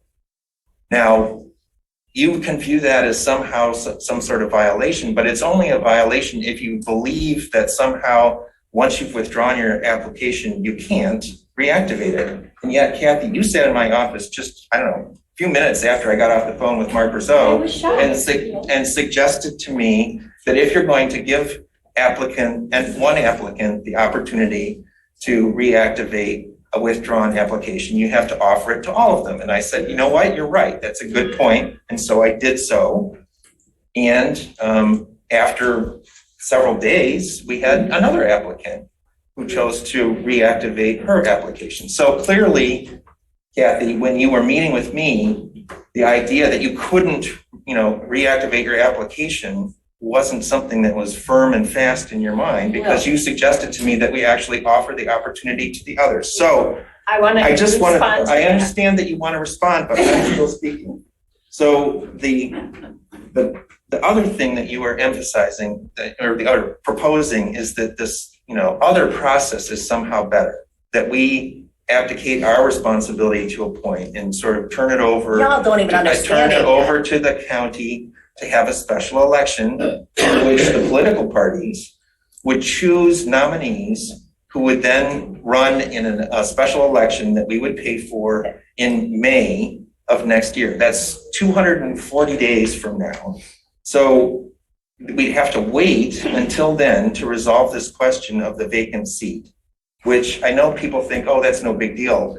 But actually, we have been kind of struggling, having only 6 members. And so it is a big deal. We have not had high votes. Please, the cost, according to the county, would be between $15,000 and $20,000. I am the clerk, and Well, fine, that's fine. No, who did you get that number from? Ed Gallimore speaking. So if you want to go talk to Ed, you can do so, but he So, told me that that's what their you know, estimate is of what the cost I would be would- for a special election. So We election, would be an administering it. election is not nothing. It is something. It's a cost. And if you think about it, the clerk at the last meeting, the meeting on the August 23rd, gave quite a long explanation about how only Democrats are elected in Scio Township. And so anyone else is really not electable. So she's already pointed out. Somebody who ran as a Republican and lost. Pointed out that there really would only be one choice. And that choice would be whoever the county Democratic Party put forward as their nominee. The people's choice. So the county Democratic Party would choose a nominee. You know, the That- county Democratic the Party chair person- here, the Chris, would person you please come would up, be put- John? No, please come to it the is not table. time for calling We people have up no to speak. rules. You are Jessica, not you're moderating the being meeting. But You are not speaking. We do not I have am rules about speaking. when there are questions. You are not speaking and you are You're not moderating the residents, meeting. do what you feel is right. So that is the situation that we face. We face this kind of idea, this myth of an election. It's not a special myth. election, They're real. the special election as a choice. It isn't really a choice. It is. It's abdicating our responsibility. It's giving it to a countywide body, not a Scio Township It's not a body. countywide body. It is a countywide body that would be responsible for selecting a nominee, and then that person would be. We want the truth. Would be We want the truth. that election. We want the truth. We want the truth. So We want the truth. you have not yet spoken. No, what do you have to say, Patrick, Mr. Lanza? Well, I'd like to focus on the potential candidate here. I have had the opportunity to review Mark Brazeau's application and reviewed his Scio Township-based business. And I'm impressed with the quality and the caliber of this individual. He's been a successful CEO of several companies. And although I've never met the gentleman in person, I did speak with him over the weekend and I was impressed. I think he's a very intelligent person who's willing to devote his time to supporting the township. And frankly, I'm really relieved that he is willing to do so, because sometimes I think that the atmosphere is just, it discourages people from getting involved. And that's concerning for me. This company's partner network includes industry leaders like Microsoft, Google, Dropbox, Accenture, and Infosys. And I think that's a testament to his competence and his vision. And his skill set, although admittedly he does not have any kind of municipal government experience, I think will serve the township well. So would Jillian. And Jillian will, when she has the opportunity to. Now. I think waiting to fill the board position would be detrimental to good governance in the township. And to wait and have an expensive and unnecessary election Oh, okay, to here we fill a go. position would, I think, be a dereliction of our duty as board trustees. I've reviewed the comments offered by many residents who feel that the board should not fill the vacancy for this, and I respectfully disagree. We are following a process, as Interim Administrator Murdy mentioned, and as Trustee Jerome and Donna stated. I'm concerned that having a lingering vacancy on the board would result potentially in a stalemate. And it would be a less Which would lead to efficient consensus. process. You wouldn't pass anything without consensus. As Donna mentioned, the even number of trustees is not an ideal number for a decision-making board. And it is the board's responsibility to fill this position, this vacancy. So I support Mark Brazeau as a trustee, and I will vote for him to fill the vacancy. I think we are very fortunate to have a resident of his caliber offer to serve as a trustee in the township. And finally, I'd like to call the question so that we may resolve No, this issue once and for all. I will second that motion. Oh, there you go. So The motion to call the question has been I'm made by I'm an McLaughlin, applicant and I supported decided. by Hathaway. Point of order. Point of order. Call the question has already been No, made. point That of motion has order. been made and It seconded. doesn't matter, point of order, at the top of the agenda, you said that we would Mike. have time to talk about this. Yeah, I would like Mike on here. Mike, could you Mike. explain the difference to my colleagues between the words must or shall that appear in MCL 168.370? That's not the question for Mike at this time. I wanna The question say- is a parliamentary question Your- about the Will, motion you have to call the spread question. purposeful disinformation Calling about the the election question process is over the social motion media that all is weekend. under consideration. You believe it, and I don't think Alec believes it, but at least two of the people who seem to be supporting this. So let me Mike, be clear. Mike, It is are you administered on? by the township. Is It is Mike not on? administered by the county. The cost is about $8,000. It would be in May, and we have 129 electors who have asked us to have this process. The reason being is because, unlike what Will said, our goal is not to salvage our own an old process it didn't break, it blew up at our last meeting. What our job is to have a process that has integrity.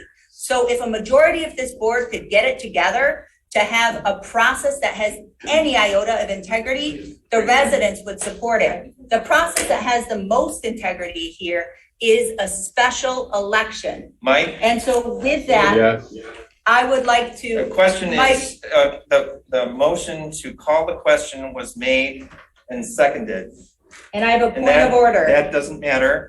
The question, Mike, It is does matter. what takes precedence in this moment? Point of order. The calling of the question has been made, the motion to call the question has been made and seconded. Point of order, or So- call the question is Will's question.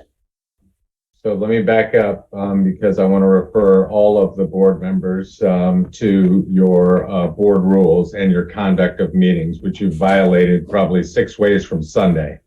So we need to keep order. And in order to do that, you should speak one at a time and not interrupt each other as you agreed to in your board rules. The clerk is right that the point of order should be addressed when properly raised. I'm not sure what the point of order is because you can't just shout point of order and think that that's a proper point of order until recognized. But it is true that you should recognize the point of order and figure out whether or not it is a proper point of order. Over here. So a point of order, can you define that before we Why don't you engage in ask me that? what it Mike? is? Well, because I'd like to know what the criteria are for evaluating whether it's appropriate You or know- a proper point of order you know, before we start evaluating Will. its appropriateness. Mike, I'd be Mike. happy to share. Mike, please, would you answer the question? I've lost your camera feed, so I don't know why. Yeah, we have cameras are not some new on. people running Zoom. So I think it's important to figure out what the point of order is. I have no idea what it is. Right? How do you know It whether could- it's a proper point of order? That was the. You know, you thing couldn't said. know until you recognize your colleague. Well, You gotta let her speak. You gotta let me speak. I That's want the to crazy know thing about what this. the criteria are for evaluating the point of order before I turn it over to you to start again ranting at me. You Well, know, you won't know whether it's a proper point of order until the point of order is stated. yes. Okay. Oh, yeah, all right. Oh, great, thank you. I'm so glad you're here, Mike. State your points of order and then let's ask Mike to evaluate it.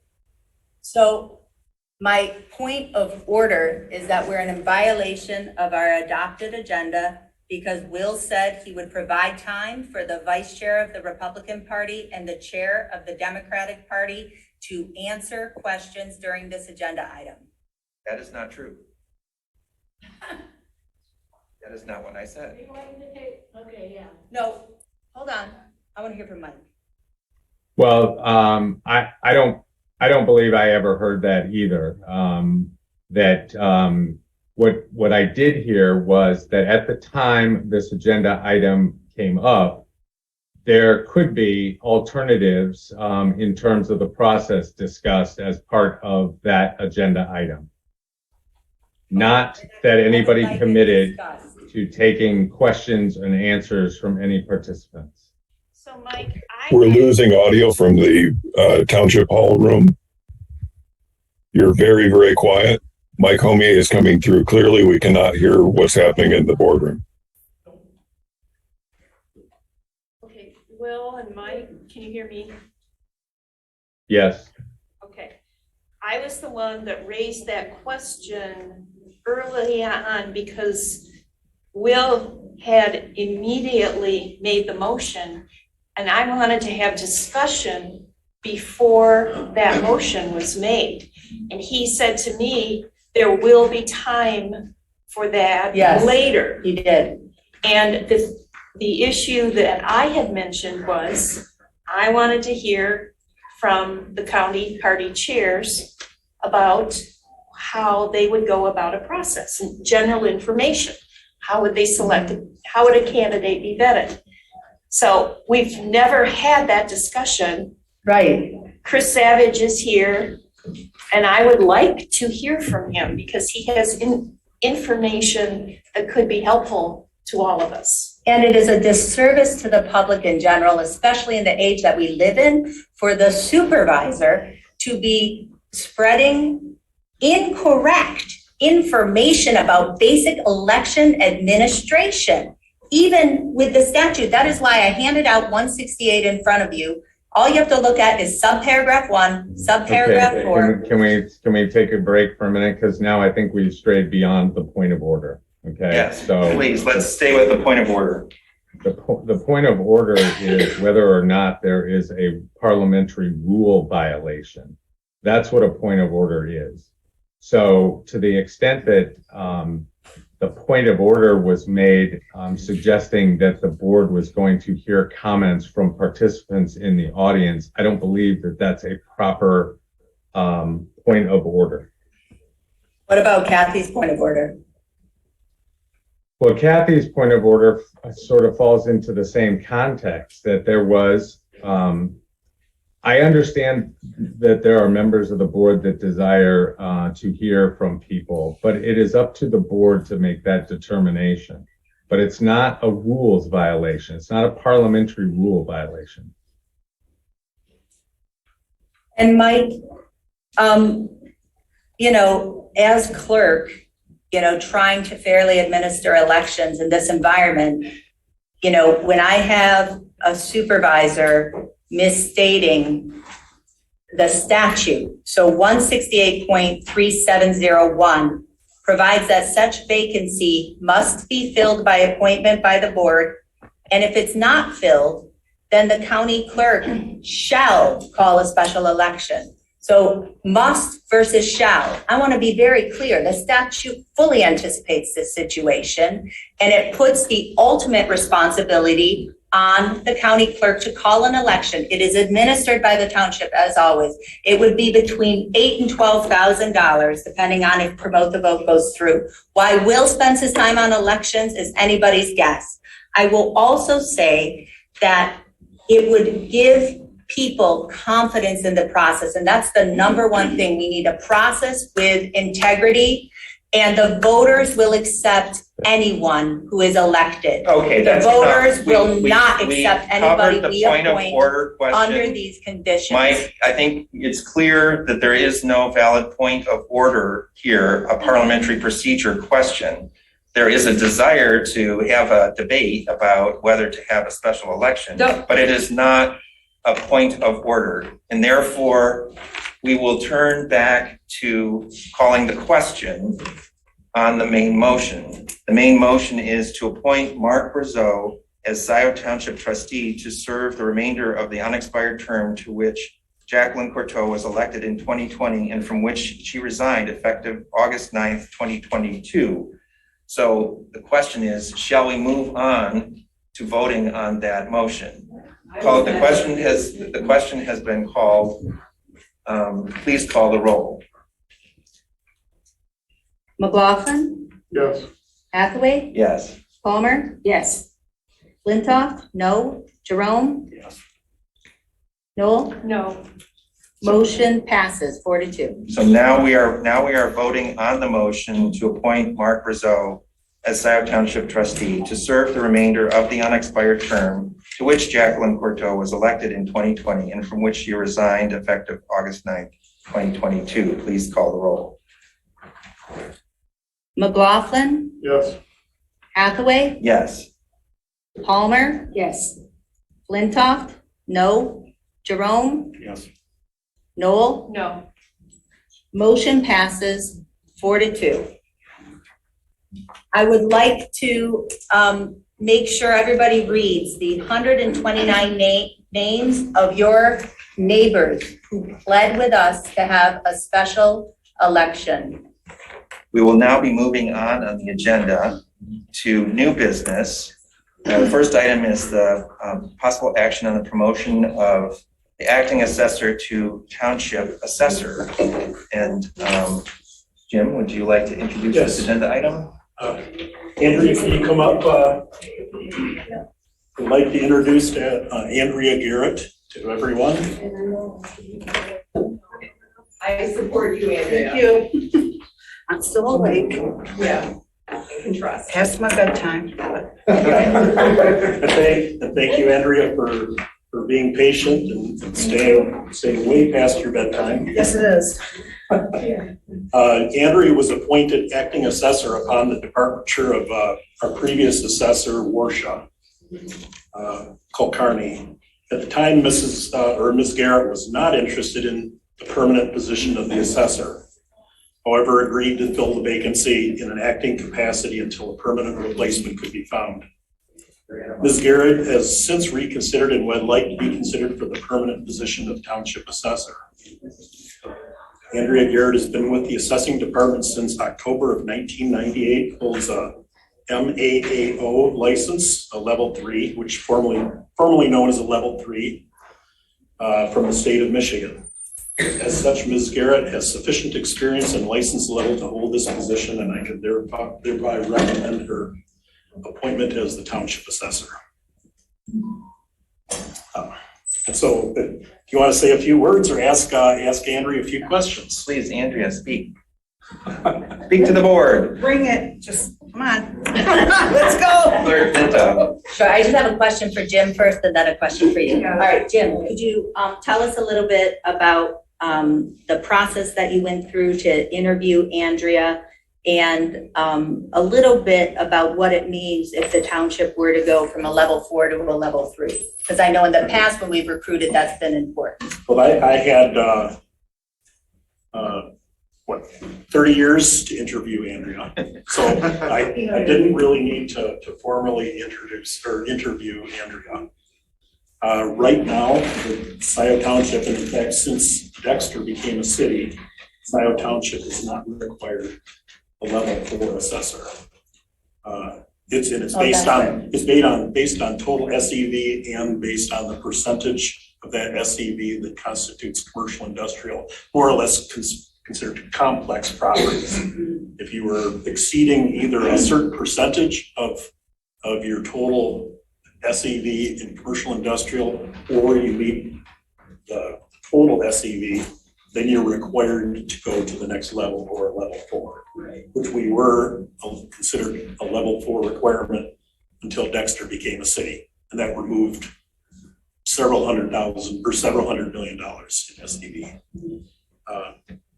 So it's not required. I looked at the current levels, and it would be, even with a substantial amount of new construction, it would probably be well after Andrea retires before Scio Township would actually move back up to a level 4.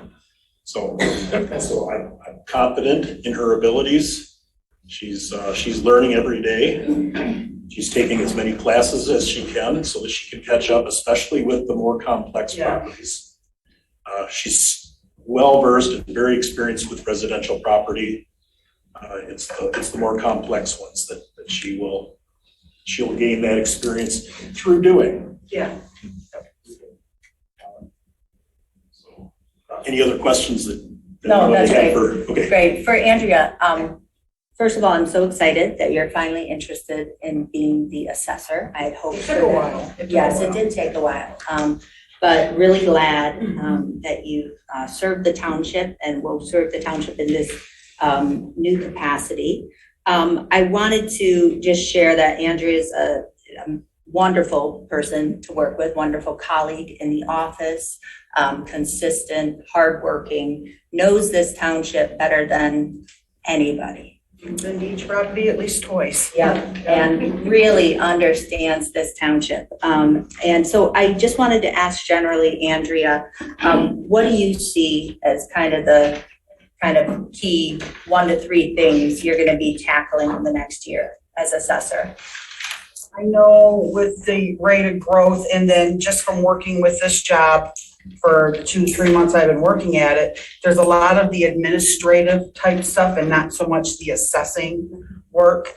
So I am gonna hopefully be able to get like a beginner level, they call it an MCAT, it's like the level 1 type, a new person to learn and grow from there.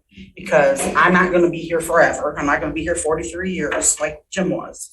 So we want to get somebody in to train to learn the township. Great. Becky that I have now, she's working great. You know, and it's just when you have a new set of eyes looking at stuff, you see different things. The law changes every week. So we have to keep up on that. So I mean, it's changed since Jim retired, it's changed a lot. You know, he wasn't aware of a couple new changes. So it's just keeping on top of things like that.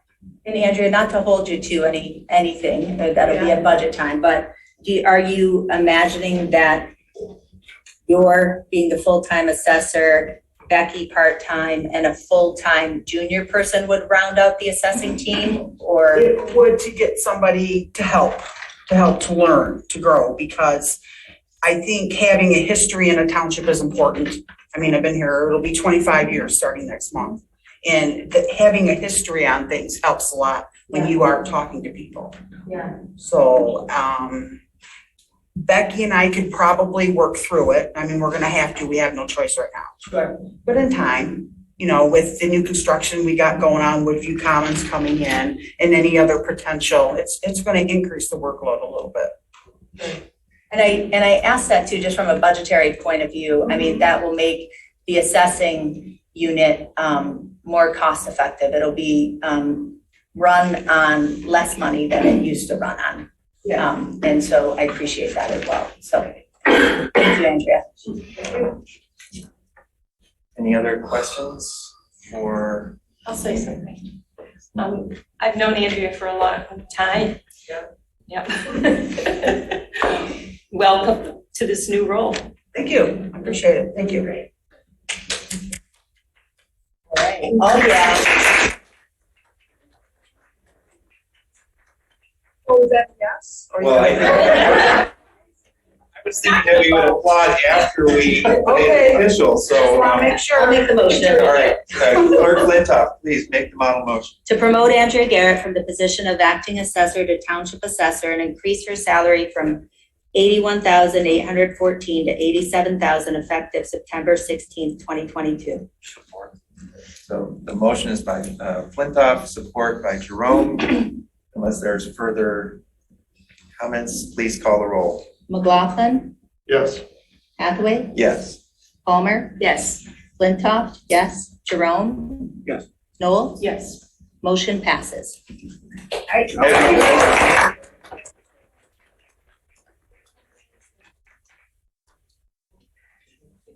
So you probably should have like a night or something.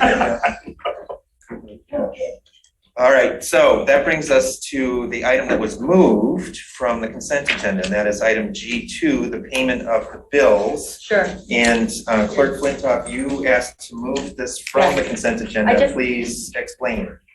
I just had one claim I wanted to remove from the proposed claim, just something I noticed today. I chatted with Jim about it. It's under Department 172 Administrator. You'll see, it's actually the first page, Department 172 Administrator. There's a proposed expense of $50.65. I am removing that from the proposed claims for payment, pending review by our attorney. It dawned on me today, I don't believe that's actually, would be a legal expense. And so I want to verify that with our attorney before bringing it to the board. Okay, so Motion to approve excluding that. Yes, and so that's the explanation, and then it's a motion to exclude that particular item from everything else. yeah, it's not a motion, I'm just saying I'm removing that, I would remove this So I make a motion to approve the bills with. with the change, And then. yeah, Okay, thank you. okay, so motion by Jerome, is there a second? Second. Second by Noel. So unless there's further discussion.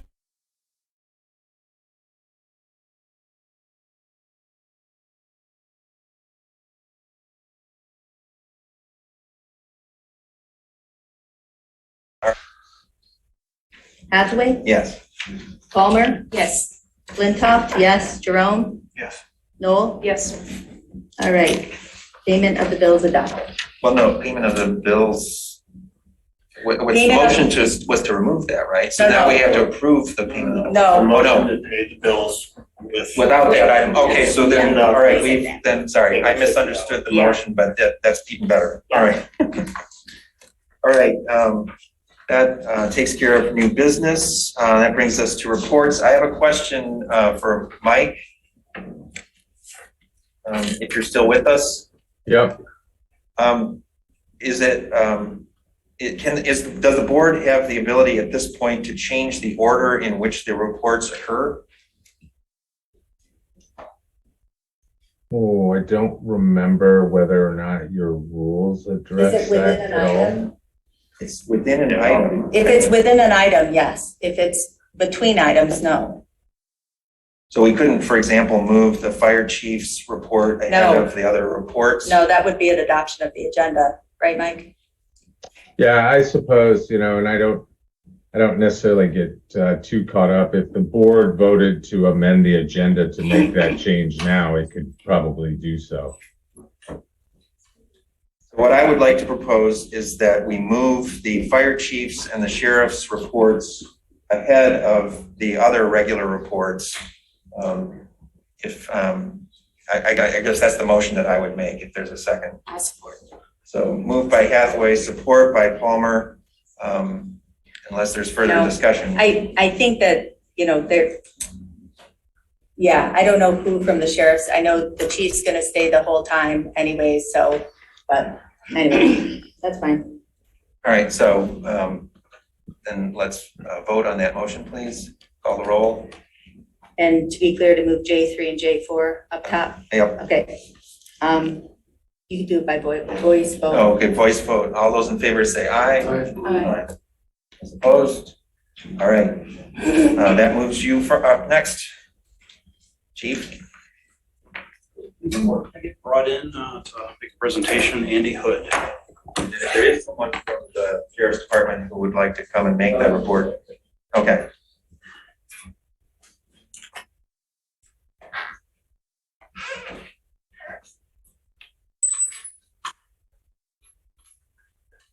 Second one, getting promoted, so I can throw my screen up for everybody. Houde. Andy, A-N-D-Y.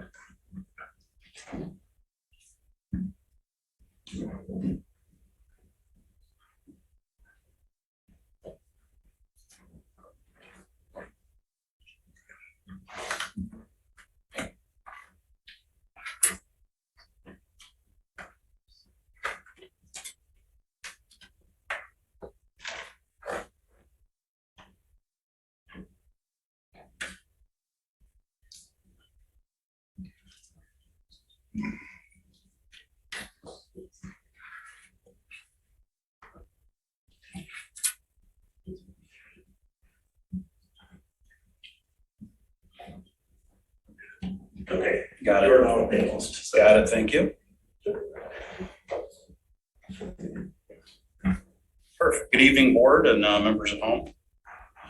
Here's our monthly report.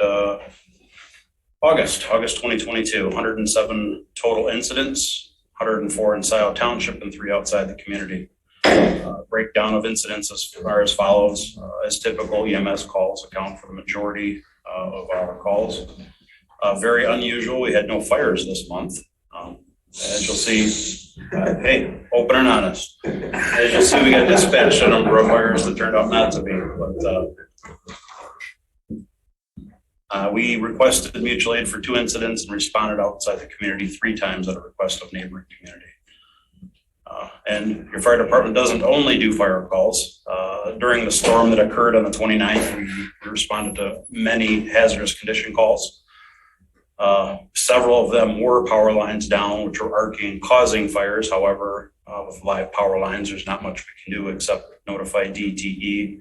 DTE was extremely busy, and when they turned the power off with the rain that we'd had, all the fires that were happening in the community had gone out, and we're good there. Additionally, we did respond twice to Chelsea and once to Ann Arbor Township reported building fires. And each of those cases, they were able to address the issues before we got there were canceled. So that being said, we investigated no fires this month within the community. Call time's a little bit higher, 3 minute and 10 second call processing time, giving us a response time of 8 minutes and 47 seconds. The goal is to have a 6 minute response time when someone calls 911. We meet that goal 40% of the time. August response comparison, we're down from last year, up from 2020. We'll see it shakes out towards the end of this year for an average, but we're up 17% year over year. My guess is we're going to finish the year out around 1,450 calls for service within the community and mutual aid requests this year. Training, 149 hours of training, and I always like to talk about our response zones. Zone 1, our north and northeast section of the township, 173 calls year to date. Our southeast section, 380, and our west and southwest, 371. There's kind of the broad look that I give you for those numbers. And last, an enlarged heat map, a little bit too big on this document. But again, as you can see, our areas of higher population generally respond to more often. That being said, if the board has any questions, I'd be happy to answer them. Any questions from members of the board? What was the heat that occurred up there north of the river? A couple subdivisions up there, higher density, Loch Alpine preserves. We are up there quite frequently, relatively frequently, yeah.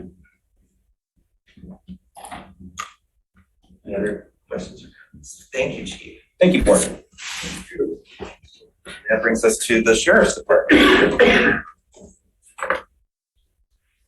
And we have, we sort of had late arrival of the August stats. So if you didn't get those in your, see those in the earlier download of the packet, the August numbers from the Sheriff's Department are also available attached to the meeting packet for this meeting. Good evening all. Sergeant Wallace, Washington County Sheriff's Office. I am the night shift sergeant here at the South Township Station here at Station 7. I'll be presenting the monthly August report for the Washington County Sheriff's Office for activity here in South Township. During the month of August, there were 901 calls for service. During this time, 329 traffic stops were made, resulting in 47 citations. Over the month of August, we had several noteworthy events that occurred. On August 1st, deputies responded to the 3900 block of Jackson Road for a suspicious subject walking through the Chrysler/Dodge dealership looking into vehicles. Due to an increase in larcenies in the area, deputies responded and detained a 44-year-old Tampa, Florida resident who was subsequently arrested on an extradition felony warrant for assault on a police officer out of Florida. The subject was lodged at Washington County Corrections Facility until he could be extradited back to Florida. On August 5th, deputies investigated child abuse complaint in the 6600 block of Jackson Road. The 8-year-old Superior Township resident received minor injuries from his biological father, who resides in South Township. The case is currently under investigation. On August 6th, deputies responded to the 3900 block of Jackson Road for a motor vehicle theft report. Unknown suspects entered onto the Chrysler Dodge dealership lot and stole 2 vehicles from the lot. The case is pending recovery of those vehicles. However, currently there are no leads or suspects to this incident at this time. On August 8th, deputies responded to the 6600 block of Jackson Road for a family trouble complaint. Deputies learned that the subject involved had left the scene in the vehicle, and deputies located that vehicle on Jackson Road near Zebro. The 28-year-old Scio Township resident was subsequently arrested for operating a vehicle while visibly being impaired. This case is pending toxicology report from Michigan State Police. On August 11th, deputies investigated an attempted burglary in the 6600 block of Jackson Road. Unknown suspects attempted to forcibly enter a mobile home between August 4th and August 11th. No injury was gained, but minor damage was sustained to the residence. The suspects fled in an unknown direction. Currently, there are no leads or suspects in this incident. On August 16th, deputies investigated an arson in the 3800 block of Eastdale High Road. A known suspect, who was the landlord, allegedly burned personal property of the complainant. The case has been forwarded to the Washtenaw County Prosecutor's Office for review. On August 16th, deputies responded to an attempt suicide involving a juvenile, a minor, in the 4200 block of Upper Glade Court. A 60-year-old took prescription pills and attempted to harm herself. She was transported to a local hospital for evaluation. On August 18th, deputies responded to the 1900 block of Harley Court for an intoxicated driver. Deputies arrived and contacted the 35-year-old Ann Arbor resident who was subsequently arrested for operating a motor vehicle while visibly impaired. This case is also pending toxicology report from the Michigan State Police. On August 29th, deputies investigated a stolen motor vehicle complaint in the area of Rockwood Court and Cedar Ridge Drive.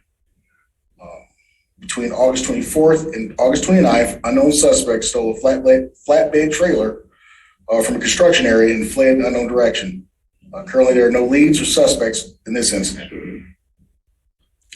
On August 30th, deputies responded to a medical emergency and motorist assist in the 300 block of North Zebra Road. Deputies arrived and contacted a 44-year-old Brooklyn, Michigan resident who was subsequently arrested for operating a motor vehicle while visibly intoxicated. This case is also pending toxicology report from Michigan State Police. For banked hours update here in Scio Township accumulated 176 banked hours during the month of August. The banked hours were primarily generated because of vacant shifts. 152 banked hours were used to fill vacant shifts and for extra patrols. As of the end of August, Scio Township has a yearly banked hours balance of 94.5 hours. Scio Township out of area, into area time. For the month of August, there was 916 minutes out of area time. Year to date, we're at 9,549 minutes. And into area time, there was 837 minutes for the month of August. And year to date, there's 9,187 hours. For new technology and things that we're doing here at the Sheriff's Office recently implemented a new online police reporting portal. Citizens can now file certain types of police reports online without needing contact with a deputy or coming to a station. The following types of incidents may be filed online: harassing phone calls of no known suspects, identity theft with no known suspects, loss of property, larceny, theft, also with no known suspects, damaged property / vandalism, and accidental / unintentional property damage. Any and all incidents can still be reported by calling 911. Washtenaw County Metro Dispatch's non-emergency dispatch number is 734-994-2911, or you can contact any of our community police stations. The online reporting portal can be accessed through the Washtenaw County Sheriff's Office website, and that's www.washtenaw.org, follow police report. One thing I'd like to touch on, so you can all still pass on to your constituents, is make sure when you're securing your vehicles at night, make sure you're locking your vehicles, rolling up the windows, And please do not leave anything of value out and open in your vehicles. And if you are a responsible CPL holder and/or person that carries a firearm, take that in the house with you at night. Don't leave it in your car, okay? Because we're noticing, I'm not gonna say mostly here, but on the east side of the county where we're coming in contact with individuals, and they're carrying some really nice firearms because they're stealing them from people's vehicles. So, and they're in turn using these firearms in crimes. So just like to pass that along. Are there questions? Yes, Sergeant Wallace, thank you so much for being here.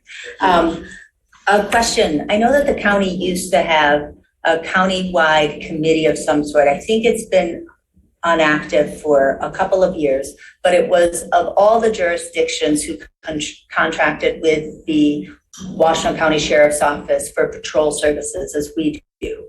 Are you aware of any such body that currently exists? Well, we have what's called countywide positions, but obviously with staffing and things like that, once you get the adequate staffing, then we'll be able to fill those countywide positions.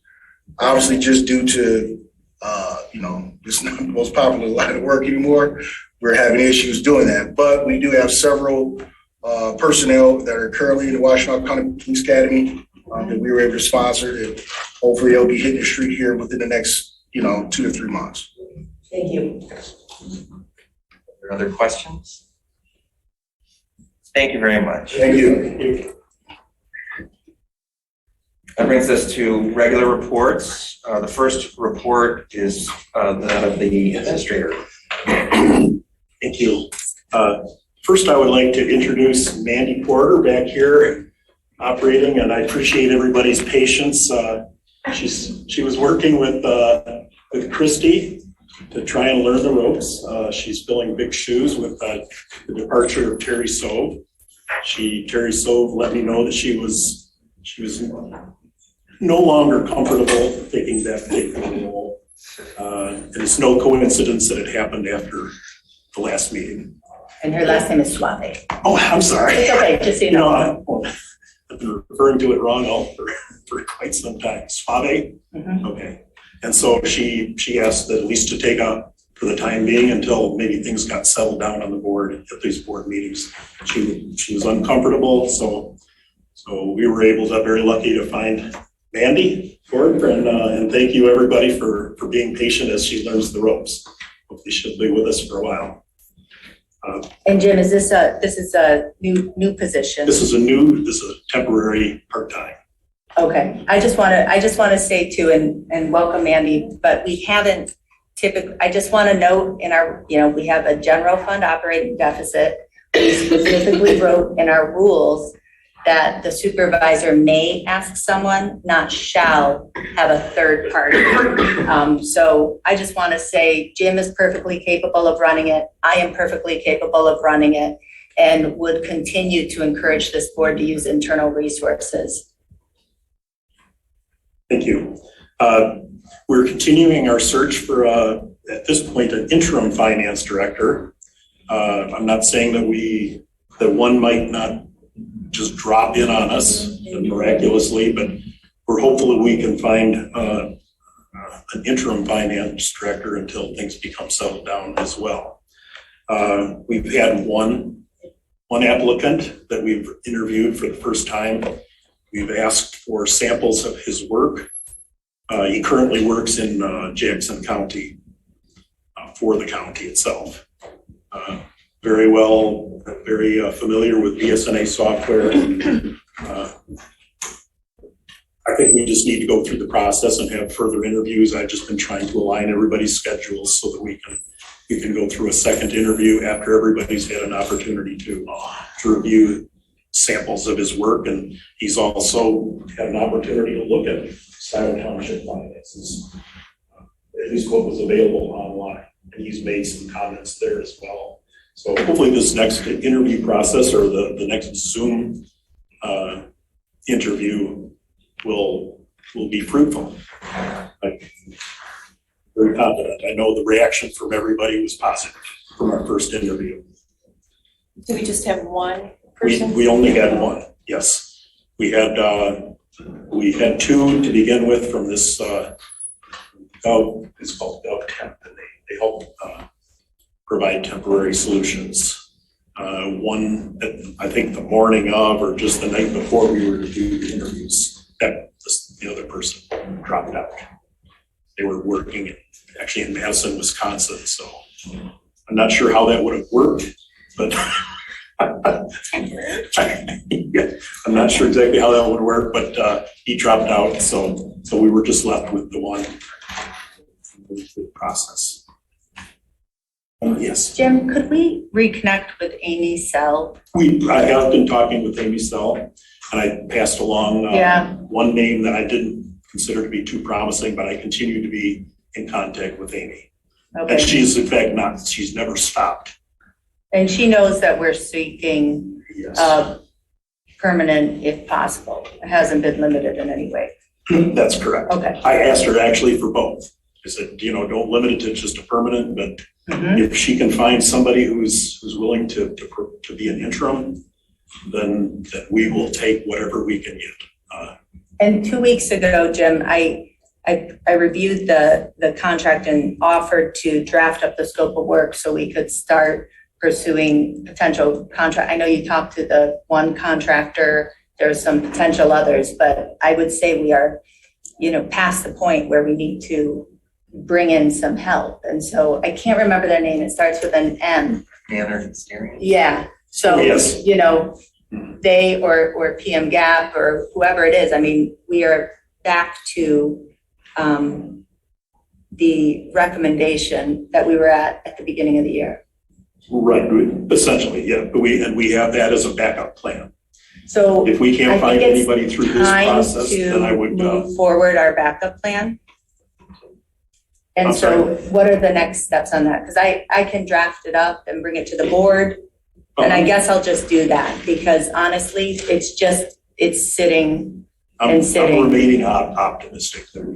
I know, Jim, but it's been too long. And the township administrator remains the person who is tasked with overseeing this process, but thank you for volunteering to help. Yeah, and the township clerk is the person who remains statutorily responsible and has the most internal knowledge of how to do these things. So would you like to continue with your report? I did have a question. Oh, Trustee Jim, Roll. a while ago, when I was at the township hall, I sat in Will's office and you were there and we were talking about filling the finance director position.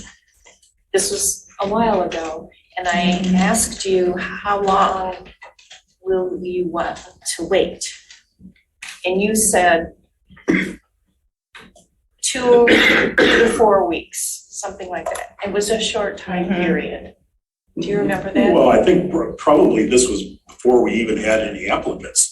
At the time, we didn't really have anything viable to talk with. So it was a while ago. Yeah, it's certainly more than 2 weeks. There's no question about that. But I'm not going to interrupt the process while we're sort of in the middle of it. We have a potential candidate, which I'm trying to, I hope to get something this week, but our schedules didn't work. But it could be a concurrent process is all I'm saying. You mean with this manner?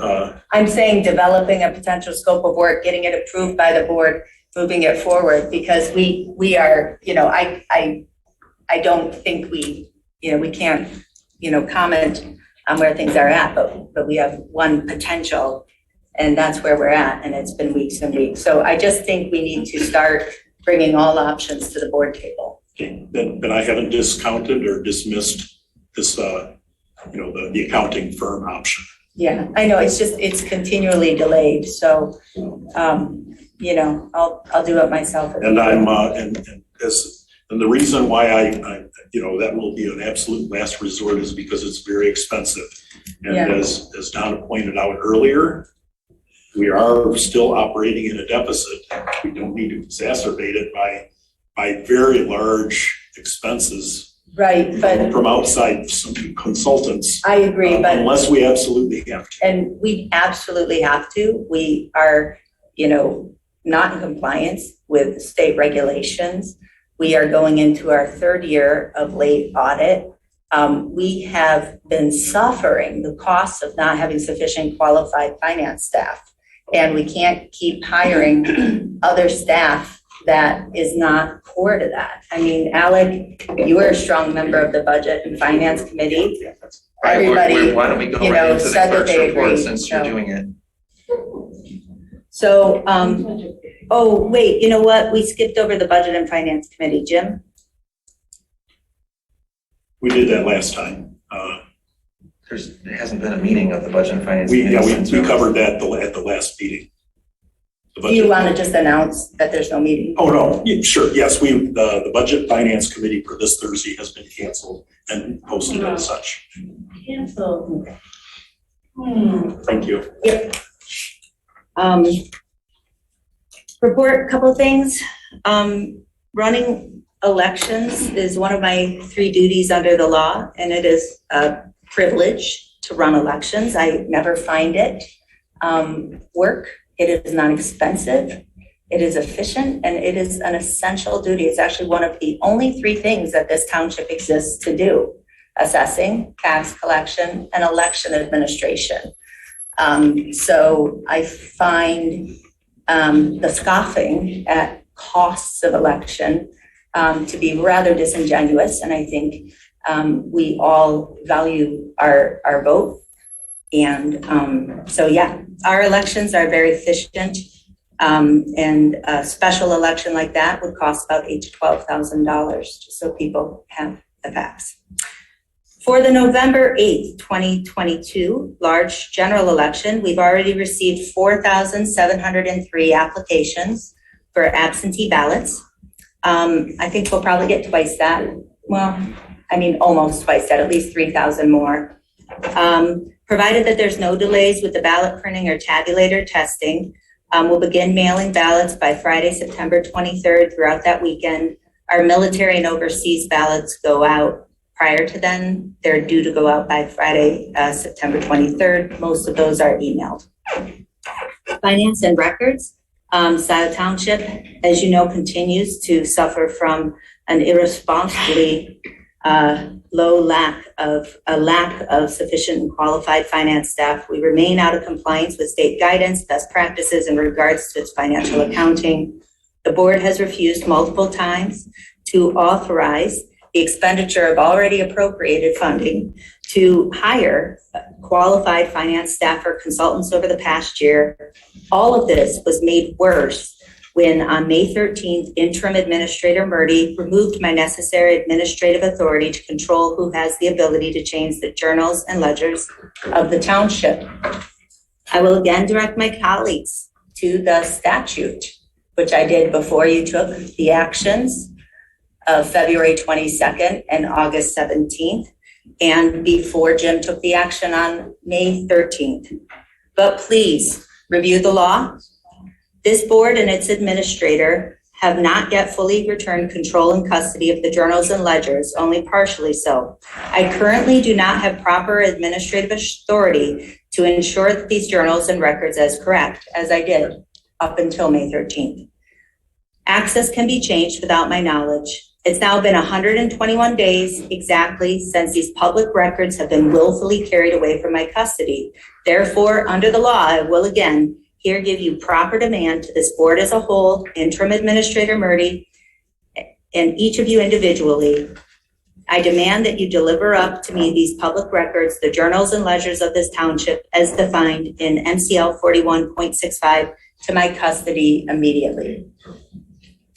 Regarding the S&P Global Report, first I want to briefly just mention the memo that Will wrote. I'll repeat what I told the press because I think it's important. It's full of misstatements and mischaracterizations. If the board would like to privately or publicly go through those, I'm happy to do that with documentation, footnote, and sign my name to every bit of it. So not done.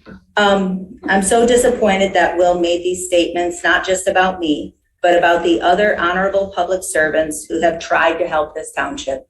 David Rowley, our former administrator, and the Woodhill Group, our former financial consulting group of CPAs. But what's really of substance is the S&P Global Ratings Report itself. Our bond rating has been downgraded. I think even more concerning to me is the manner in which this report seems to have been conducted. I was wholly unaware that the township was being queried until I and the rest of the board and the press received the final report via will. I do not know what unaudited financial information was provided to S&P, but it is referenced in their report and relied upon in order to draw some pretty significant conclusions. I've asked our interim administrator for a list of financial reports provided to S&P, but he did not have that because he said he had been only peripherally involved. So I've reached out to S&P to identify what information they have. They're following up with me to ensure that the information that the township provided were in fact the true and complete copies of the financial records that they requested. That is all. Clarifying question. You mentioned a number of applications for November ballots. Do people who applied for absentee ballots for the August primary have to reapply for November absentee ballots? That's a good question. So people who in August, most everybody had the option to apply. It was a dual application, so you could check the box August and November. If that was done, your application has been received for November. You can call Township Hall 369-9400 or go online to michigan.gov/vote. And if you just enter your name, you can see if your application has been received. Once we send them out on September 23rd, you can see when we sent it, and you can also see when we received it back in the mail from you. So all of that's, you're able to do that online. You can also apply for absentee ballots online. One of the provisions of the Promote the Vote initiative is that it would provide voters with the opportunity to sign up once in a while, but once for multiple elections. So that would reduce the administrative costs here in the clerk's office. So people have a way of double checking to make sure that they're already in line to receive. Exactly. The best way to do that is to call Township Hall or go to michigan.gov/vote. Treasurer Palmer. I want to let everyone know what kind of a job Jessica does on the elections. It's phenomenal. Well, thank you, Donna. You know, everything we've exploded in the township. I mean, I sit there and watch the workload and thought, oh my gosh, she does a phenomenal job. Thank you, Donna. We can be very pleased with what she does. Are you finished with her? Well, that's a good segue. Treasurer Palmer, it's your time for your report. Yeah, and the millions of dollars we're still trying to process. There won't be a report at the first meeting, but there will be at the next one. I'll kind of give a report of how much taxes and everything are collected. So there's really nothing. So you and your staff are just working away. We're still trying to find, can't remember how much, and I don't know if they found it yet, which is fat fingers hitting the wrong keys. I know what it is. What are you saying, Donovan? I can't understand you. Oh, I'm sorry. I said I will give a complete report at the last meeting. You know, the amount of money that we take in is it's unbelievable. And so we're in that heavy duty process right now. So you're just not ready to give the report until our second meeting in September is what you're saying? Yeah. Okay. Yes. I thought you said something about you can't find something. Well, they were looking for a difference in, you know, from what the report says that's generated, what the tape says. And like I said, I think it's a fat finger, you know, getting the wrong key. That's my term. So anyway, nothing lost, just it's the way it goes. Broadband Task Force, report. Parks Advisory Board. The Parks Advisory Board met. There was a discussion with regards to coordination of TAP and parks processes and group working together. now that we're coming a little bit more further along in the development and fruition of the efforts of both parties. You saw the recommendation for OHM to explore the southern entrance to the Van Curler. It was on the consent agenda.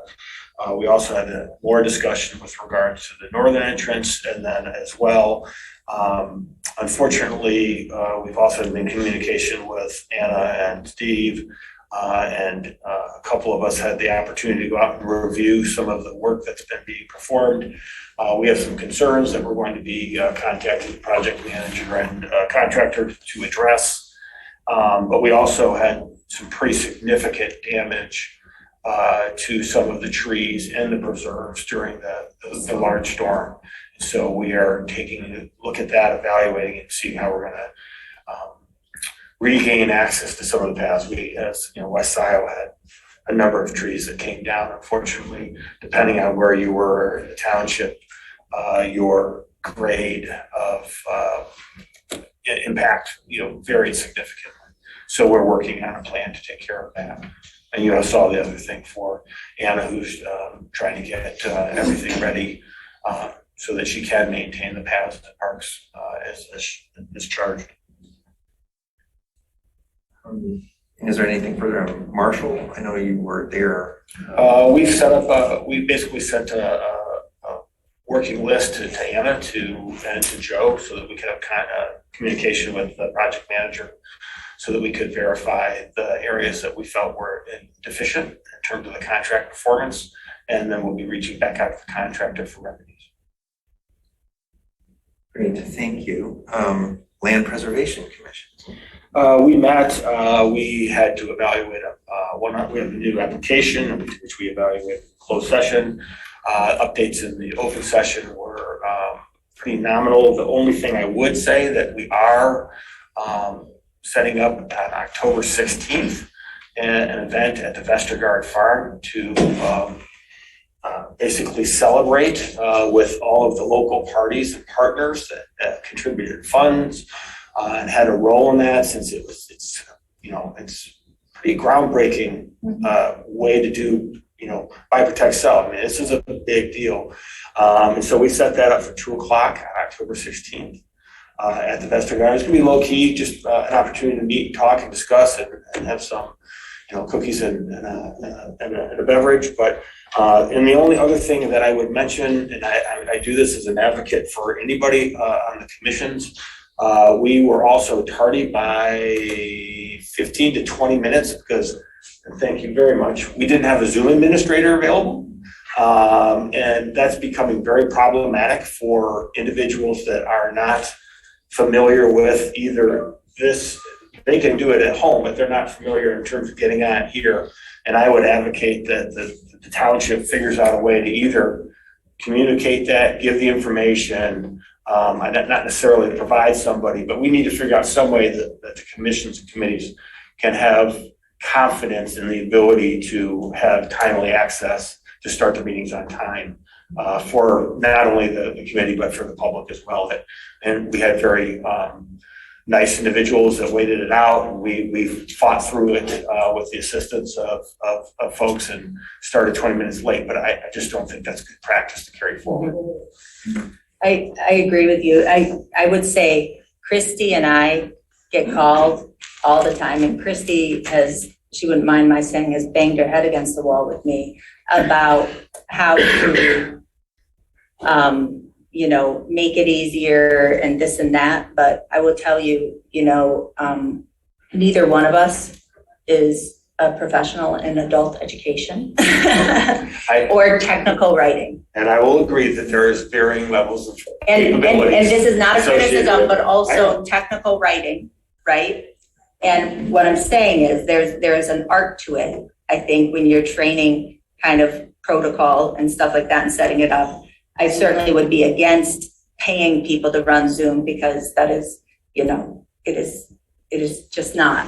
We've done some, we need to do more. Yeah, we need to do more, but I would just say, we do have to figure it out. It is a problem, and I, always feel terrible when people are, stuck, or Linda or anybody else. People that are, Christy wasn't available, has every right to not be available particularly. Perhaps we could have a a tiered priority, like contact X, contact Yeah, Y, contact. I understand right. it's difficult, you also have job to do, so. No, it's And fine. I'm not saying you're being People text me deficient. all the time. I I'm mean, just it's fine. saying it's becoming problematic for different groups. Parks is a little bit more computer savvy Yeah. and are able to navigate it better than others. So And I would ask, on LPC, I've suggested this to Barry, and I don't know if you could pass this on, but I think I would ask with Barry, if we could sit with Barry and train him on it. Or, as we do with Doug for planning, anywhere where we already have a consultant or a staff person. I'm happy to talk to Barry. Yeah. Maybe set up some training sessions. Yeah. I mean, everyone wants to do the right thing and learn it and be done with it. No, I know, and it's But- quirky and there's new But some things. people are, as you say, more skilled than others. Yeah, yeah. The training. So is that the conclusion? That's it. He knows how to use it. Planning Commission, we received a written report from Bob. I don't know if Bob is also out there to respond to questions. It may not be necessary. I thought the report was quite complete. Yeah, I thought it was a very good report. So if there is no further discussion necessary, Transportation Alternative Planning Committee. I really don't have anything in addition to report since our last meeting. The next TAP meeting is tomorrow, actually. Well, it was nice to see the phase 4 of the Zebra path was complete, and that was probably went unnoticed, but the bill for that was amongst the payments that we approved. And I do encourage people to go out and walk on the new section of pathway.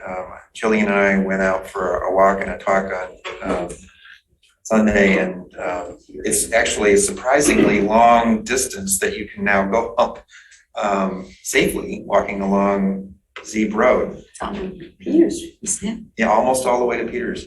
So, Gelman report. In your packet was a Detroit News article from this weekend on Gelman. The reporter did a comprehensive article. It was excellent, I thought. Yeah. And she gave history. She talked to a lot of people. She probably talked to 15 different people. It was very good. We had a card meeting last week. It was the quarterly meeting with Eagle. There was one new dioxane detection on Elizabeth Road discovered by the county and Eagle with their routine sampling. It was 0.9. Several of the homes on Elizabeth Road have detections, as you know. The Scio Township sampling was completed the week of August 22nd. This will be our final round of sampling using the 522 method. We do not have any results yet. We should have them soon. We don't have them yet. That's it. One thing I would add, since this just came up this afternoon, for those Scio residents who were interested in testing their wells and did not qualify for inclusion in the township's sampling, we do have the information on our website. And yes, and well, I know, and I hadn't actually tried to go through the website to see what the experience was for users, but I got on the phone with somebody who was having trouble with that today, and I sent an email to you so you can see. It is a little tricky, but if you're trying to use the lab that provides the method 522, the most effective way to do it is to use the email and contact them directly, and then they will help you set it up. It's if you just go to their website and try to sign up through the website portal, it doesn't. This is a simple lab. Oh, I did it through their portal. Well, if you succeeded, then You know, there's this, just so people know, there's this quirky thing I did that I just tried and it worked. Because there was no place to select the 522 method. So I just put it in the first flexible field I came across, which was like shipping or something. And I said, please use the please send me the 522 method. And it totally worked. It was super quick and easy. Although you invented your own workaround. Yeah, there you go. What the lab said is use the email or the chat in order to communicate. I think on our website that you have to specify that you want the 522 method. I knew that. Yeah, I think I told you that. Yeah, which is why I put it in shipping and handling. It's just that there's no sort of obvious, intuitive way to They do don't it. ask. Yeah, they don't ask you and offer it, so it's possible that you could sign up through that website and not have them use method 522. So this, I just wanted to share that, and if there are people out there who, like this resident I assisted today, who are struggling, that's the way to do it, according to the website, or the lab. Roads Advisory Committee. Okay, we had a meeting last week. We had a presentation by Joe Turner, who's a Michigan property tax and special assessment district expert and level 3 assessor. So he presented a PowerPoint on special assessment districts. He has not shared the PowerPoint yet with the Roads Committee. As soon as he shares it, I will share it with the entire board. The presentation was excellent. There was a lot of information when we were there. I was there for most. Oh, yeah, okay. There was a lot of information. It was somewhat confusing in parts, and I will be watching the presentation again. But it triggered a lot of questions among Roads Committee members. We will have some serious discussions at our next Roads Committee meeting.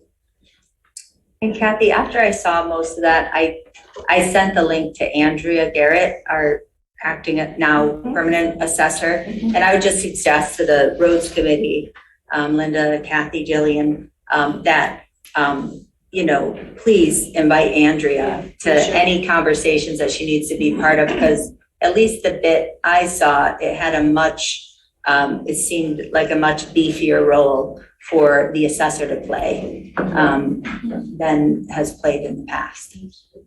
I stopped in at her office the other day, and then she shared, they changed some laws regarding how to calculate. So she shared that, and I asked her to share that with the Roads Committee. So, and it would just happen that I was walking by. It wasn't like I set it up to see her, but so I just stopped in to introduce myself and share with her about Joe's presentation. And then the link that I had sent from the Zoom recording didn't work, so I sent her another link. I think that one works. Okay, sorry. Do you have more to add on the Roads Advisory? No, that's it. Thank you.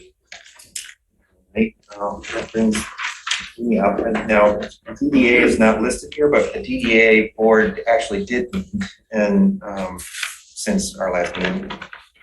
So let me just hit a couple of things that were discussed there. The DDA is considering something that it hasn't done before, but there is an option for DDAs to issue a particular kind of liquor license. It's different from the quota liquor license that that we approved for the Wolverine pickleball a few months ago. This is so there's a higher cost associated with it, but not the same high cost of just going and buying a liquor license that is sort of the standard liquor license. So this is a kind of a tool that the DDA is considering using. We have one business in the DDA district that has expressed interest. So that's one item that's under consideration. What business is that? The business that's applied, I'm trying to remember the name of it. It's the indoor golf business on Jackson Plaza. I don't remember what the name of it is. Maybe it's indoor golf. I don't know. Yes, Jackson Plaza. In Jackson Plaza. They are interested in having that option for people who are coming there to play golf indoors.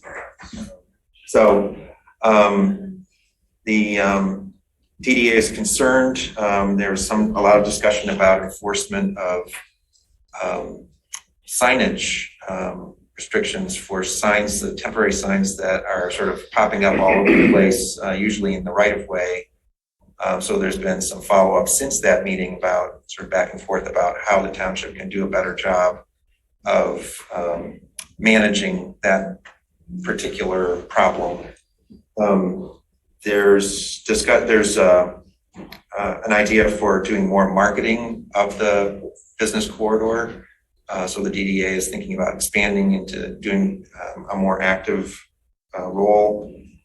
The DDA plan sort of update is coming forward, and what was clarified is that there really isn't at this point a significant change in terms of the goals of the DDA. It's mostly just updating the information within the plan, but they will be considering a possibility of setting some new goals as a part of that. That will be the November meeting, I believe. And there was also discussion of landscaping on Jackson Boulevard.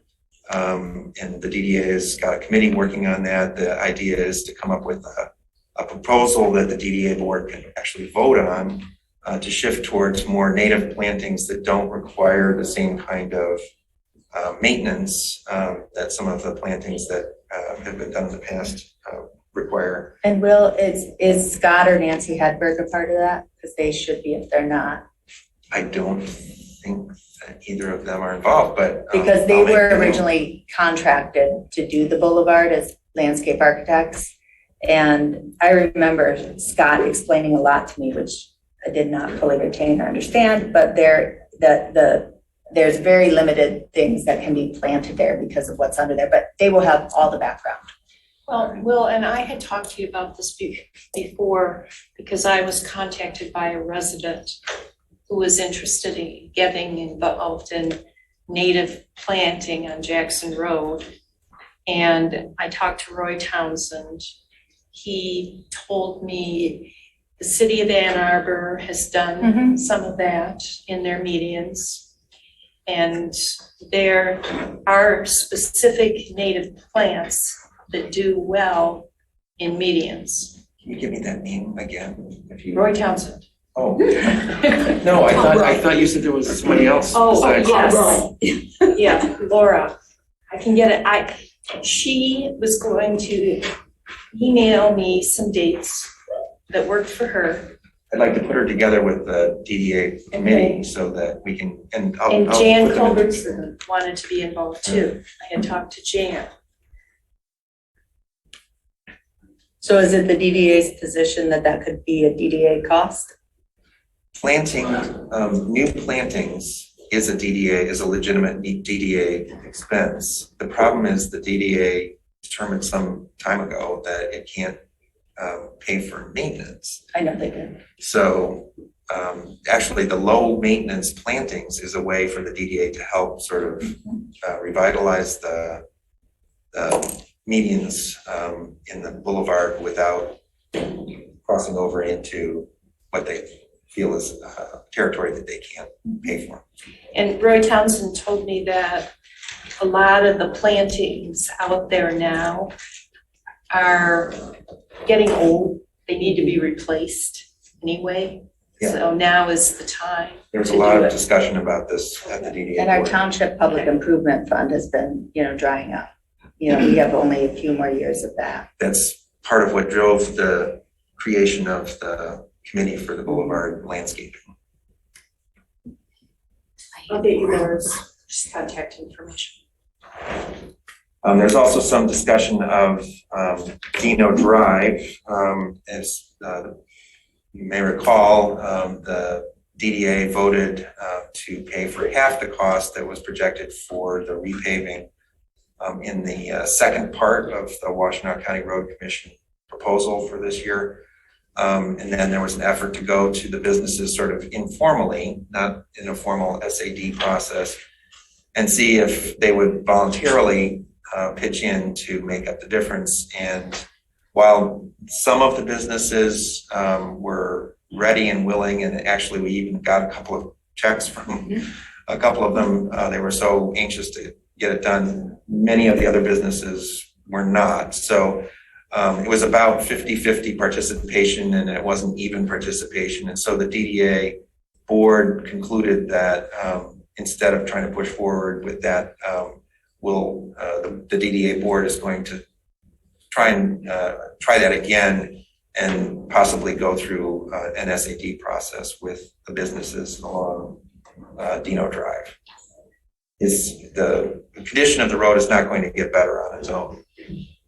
So that's, we also talked about the bus stops are going in. Finally, the platforms are being installed right now for the bus stops, the 5 that the DDA has funded. And those structures will go up in the next month or so. And the DDA board talked about maintenance, particularly in the winter, of how to keep them clear of snow. So there's a discussion going on with AAATA about maintenance, because the understanding was that AAATA would step up for that role. And the question is how to make sure that it's occurring. Well, I thought we had a maintenance agreement. Am I misremembering that? Because this was an issue that we talked about when the DDA had the idea of buying bus shelters. We said we need a maintenance agreement. I think it's part of the agreement with AAATA. Oh, okay, good. So if something's vandalized or broken or full of snow, they're on the hook. Okay. That's my understanding. I don't have agreement in front of me, but yes. That was my understanding too. Okay, yeah, that's what I thought I remembered. Jim mentioned that it Yeah, was we actually worked on part it of with Jim. Right, I remember that too. Yeah. The other thing that came up in the DDA board, just this is sort of flying under the radar, so to speak, but I think really important information for the township is, this was another item that was in the payment of bills, the forced main maintenance sort of inspection that was part of the installation of the ARV that was going on in the median, kind of across from the credit union on the, everyone drove past it through the temporary light for a while. That's now complete, and the results of that inspection of the forced main were very positive. Everyone was very pleased to see how good the condition was of the sewer line. So the pressure in terms of needing a redundancy is somewhat diminished. We still need to have it because you could still have a catastrophic break, but the condition of the line is not so deteriorated that it seems imminent. And that was good news on the tens of millions of dollars level. So that's the report on the DDA. There are a couple of things I wanted to respond to in terms of clerk's comments a moment ago. I don't know what the scoffing was at the cost of the election. I just want to clarify the numbers that I gave when I spoke about the potential cost of a special election were from the county elections bureau. I didn't make them up, and I wasn't giving them in a scoffing way. I just wanted to say that the cost when people, because one, you provided an inflated number unbeknownst to you.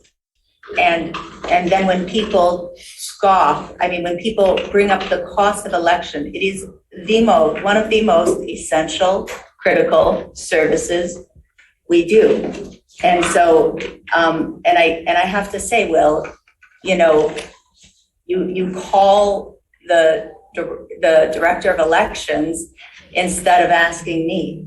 And it's just, and you asked Mike Homey to show up at the election committee. Okay, I didn't mean to get into a big debate, but the fact of the matter is that I called the head of the Bureau of Elections, not seeking the cost. In fact, I didn't even ask. He volunteered that information. I did not ask that question of him. So the other thing is, again, there's no records that have been taken away from the clerk. The only thing Yes, that there has are. been taken away is the clerk's administrative control over other people's access to records. He has that control over the general ledger, which is the statutory part of Read her the control FOIA of the request records. we fulfilled to Kathleen Brand. So, in terms of the Standard & Poor Global, S&P Global report, I want to back up and provide people with a little bit of information. We were contacted, the township was contacted by representative of S&P Global. And at first, I wasn't sure if it was a legitimate request because we have had some phishing emails seeking information, and I'd never seen anything like this before. But when we checked with our bond counsel and advisors, they said, "Oh yeah, this is legitimate. This is an actual annual review, and sometimes." Especially if there's things in the media, it can trigger a more thorough kind of investigation by S&P. And that's what happened. So it began with an email seeking more information about some of the things that had been in the news. And then after we responded to those questions, there was another round of questions, and another round of questions. And so it was all driven by questions posed by S&P, and the information that we provided was the information that they requested.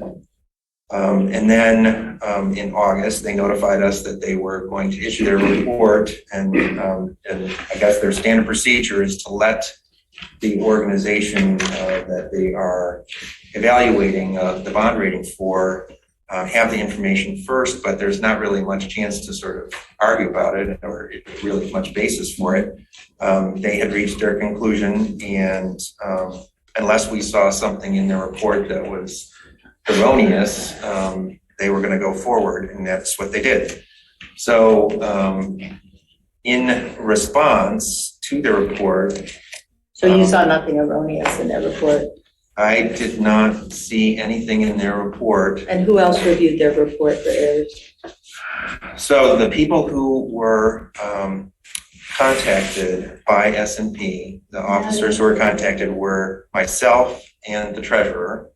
And then we drew in to work on the response to their questions, the deputy treasurer, who actually in the course of the process became also the deputy supervisor, and the township administrator.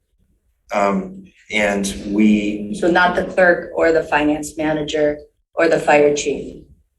No, we didn't draw in the fire chief, but the finance manager did provide some information, and we just didn't involve her in all of the discussions of all of their questions. Mm-hmm. The reason that we did not draw in the clerk is that some of the questions that the S&P folks were asking were about the lawsuit. And it seemed like it would be a conflict to have the litigant in the lawsuit involved in the response to the S&P folks. It's not a conflict to have the defendant reply? It's not, I don't know what questions, I mean, if they were, because for example, when I talked to him, he said, oh, I was told it was about a purchasing issue, which is what they wrote, which is not my main issue with this report, by the way. I said, by the way, they got the lawsuit thing all wrong, but that's not a big deal. He said, no, actually, and so I just sent him the court filings. I mean, they can read it. So what was your concern? I mean, what is it, if we're all sitting there, I'm writing something, I mean, what's in the court filings is in the court filings. So you provided the court filings to S&P? He asked for them, yes. All right, well, the report is based on the questions and our responses to them. If you want to get into a much longer discussion about it, we can. The personally, I don't know if this was true for everybody who was involved, but when this process was beginning and they were asking questions about the lawsuit, we had just had some interviews with prospective finance director candidates. And my experience of that interview process was that it was difficult to engage with these candidates and you in the interviews. In particular, I'm thinking of the one where Nick Armalagos? where you went off of the list of questions and began talking about the lawsuit. And that had a deleterious effect on that process. And I didn't want to do that again with S&P. And Will, actually, it's when Nick was talking about internal controls and the importance of reconciling bank statements, and he and Jim were kind of getting into it. I like Nick. He's a straight shooter. We engaged him. And what I started talking about is anybody we're going to hire as finance director is going to come in with their eyes wide open. And what I would advise any finance director candidate is, if you need to negotiate having a 3 to 5 year internal audit, paid for as part of your onboarding, then you do that. But we need to be honest about what the issues are. And so, Will, I can't imagine what the conflict is. Maybe, Foster Swift's already been paid thousands of dollars to develop one. But I am the clerk of this township, and I am not subordinate to you. I am responsible for all of the records of the township, with few exceptions. I am responsible for the journals and ledgers. And so when it seems to me that there are some unauthorized transmissions of things that purport to be our financial statements, unaudited, I asked, what was it that you received? That is my question to them. Well, why didn't you just ask me? I would have given you everything that we gave Because you didn't ask her. Because you know what? I asked Jim, right? Everybody says Jim's doing everything, working half-time. And we know he's not. Nobody can do a full-time job half-time.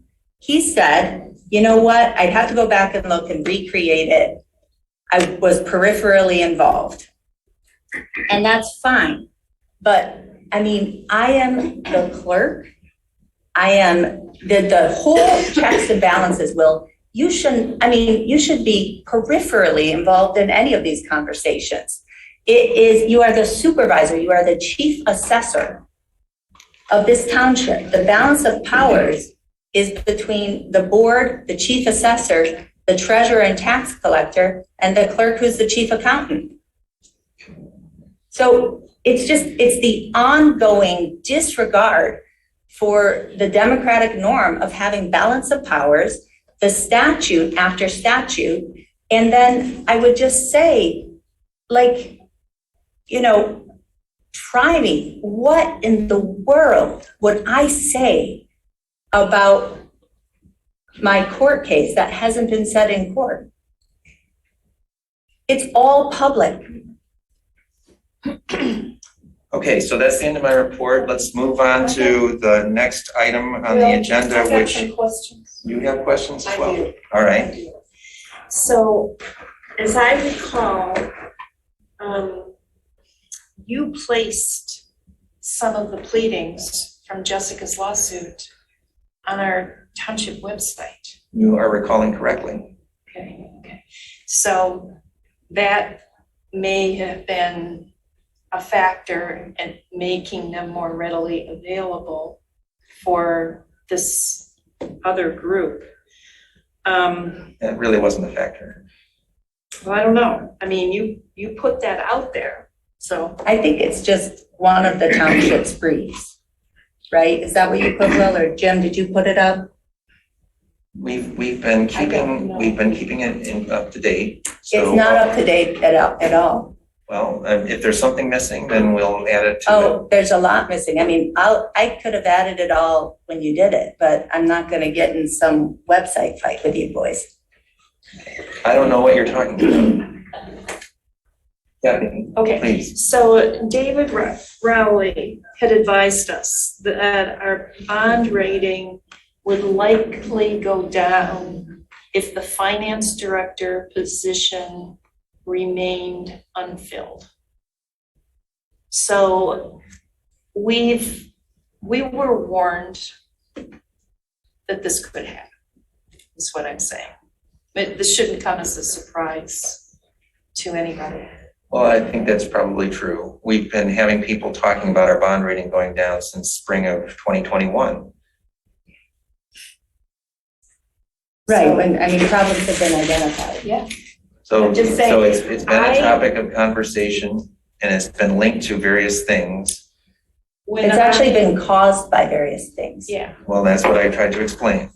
Well, when I read your memo, I thought, what useful purpose does this serve? Well, I tried to explain it in the memo. I can go over it with That's you. okay. I think that by trying to blame Jessica, it's counterproductive. You're your own worst enemy. You don't need to keep trying to blame her. I think you need to look at the situation. This whole board knew our bond rating could go down if the finance director position remained unfilled, which it has. I mean, this board has been obstructionist with trying to fill the finance director position. Well, I From the disagree. beginning. I know. I I'm disagree. telling you my opinion. Okay, well, go ahead. Tell I'm your trying opinion. to. And you've been the leader of it, Will. You jumped in as supervisor and unlike any other supervisor before have said, I have a role in finance, I have a role in finance, I have a role in finance. There is an elected treasurer, an elected clerk, an elected board. Just let us do our work. So Trustee Noel? I contacted Benjamin, who did this report, Benjamin Galovic. And we've spoken twice, we've had good conversations. I asked him how the people were identified that would be providing the information to him. And he said that his initial contact had been with you. And the treasurer. And that you had told him which people from the township should be involved in sharing information and in the meetings. So I pointed out to him that the clerk had been apparently excluded. And he said he had left it up to you to identify who should be there. And he had your name because he still had Spalding Clark's name.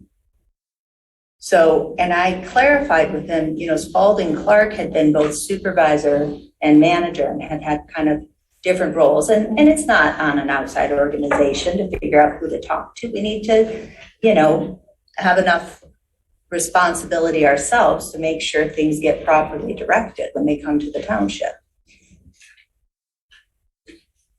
Trustee Noel, you have more questions? I don't have more questions. Okay. I'm just concerned about what happened here. Well, rather than engage in further debate about it, let's move on. The next item on the agenda is public comments. I'm sure there's people who have things that they would like to say. We will begin with those who are present in the meeting hall. Please come to the table when it is your turn for your 3 minutes. And Trustee Jerome, you would be the timekeeper. I'll probably go over, don't bother. Where do I start? Jessica, I'm gonna start with you. Okay. I don't always agree with you. I know. But I think you're an excellent clerk, that you do your job well. Supervisor Hathaway, you suck at being a treasurer, at being a supervisor. My husband helped the LPC. He came over and got the meeting going, and he has contacted Will Weber to explain the issue that he was having, so that shouldn't be a problem again. Parks and Rec, the dysfunction of the gazebos that cost $15,000 each were poorly constructed, and this board should be really angry at what's going on and what we were delivered. Murdy, interim administrator Murdy, where are my FOIAs? August 17th, I sent in 2 FOIAs. And do I have to sue you? All right. Where was the concern about the business of doing business when Trustee Courteau missed most of the meetings this year? There was no mention of any hardship on this board. That's right. Now all of a sudden it's a problem. I hope some of you don't plan to run again, because this small group of residents just grew a lot this week. And Donna, this summer, I went through the assessor's records, and I found several residents have delinquencies on their records. We had a resident talk about that earlier. And it's my guess that they've been paid. Do you realize that realtors use that to get information on what taxes are? I actually called the county, and what I was told was, oh yeah, Scio has a lot of problems. This township doesn't have a process to make sure that those residents who have paid their taxes, that it comes off of their township record. And so there are multiple errors on the BSNA software. And Supervisor Hathaway, I've got one more for you. I did get the dioxane letter, and you gave very poor directions. I wrote about the correct way to get to the dioxane 522 method in my newsletter.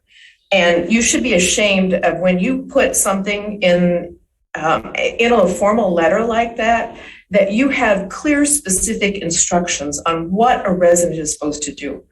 And I'm just thoroughly disgusted with you, and you. Thank you. Yeah. Yeah.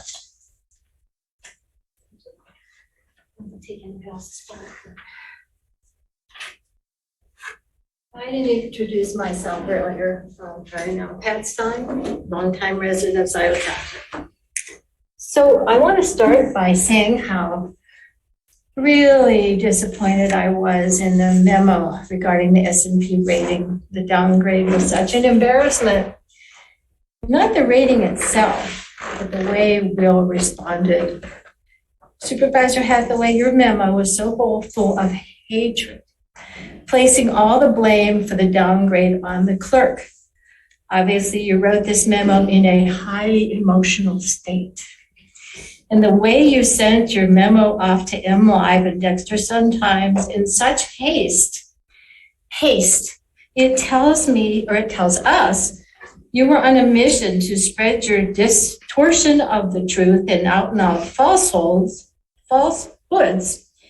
before anyone else had a chance to report the truth behind S&P's decision to lower the township's ratings. Those truths, you might want to look this up, can be found in former Administrator David Rowley's report to the board as his gift to the township before his last day as our administrator. And oh, how we residents miss that man.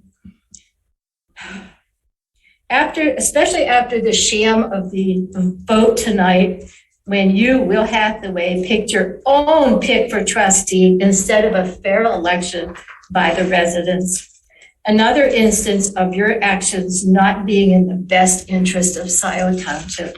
And if I still have any time left on this, I want to give you a little bit of advice. One I follow regularly. When I'm very upset with someone, usually you after one of these meetings, I write a really caustic letter. Then I leave it overnight and I have a loved one look at it and tell me, do I really want to send this? Do I really want you to know what's in my heart about you? Do I want the public to know how I really feel about the way you are sending us down the toilet? And my loved one usually says, maybe not. Maybe don't send it. Well, maybe you have a loved one at home that should be reading your letters before, because this is purely an example of you writing in haste with your hatred and spreading it out everywhere. You gotta get it out there real quick before somebody tells the truth. Stop it. Just stop it. Next.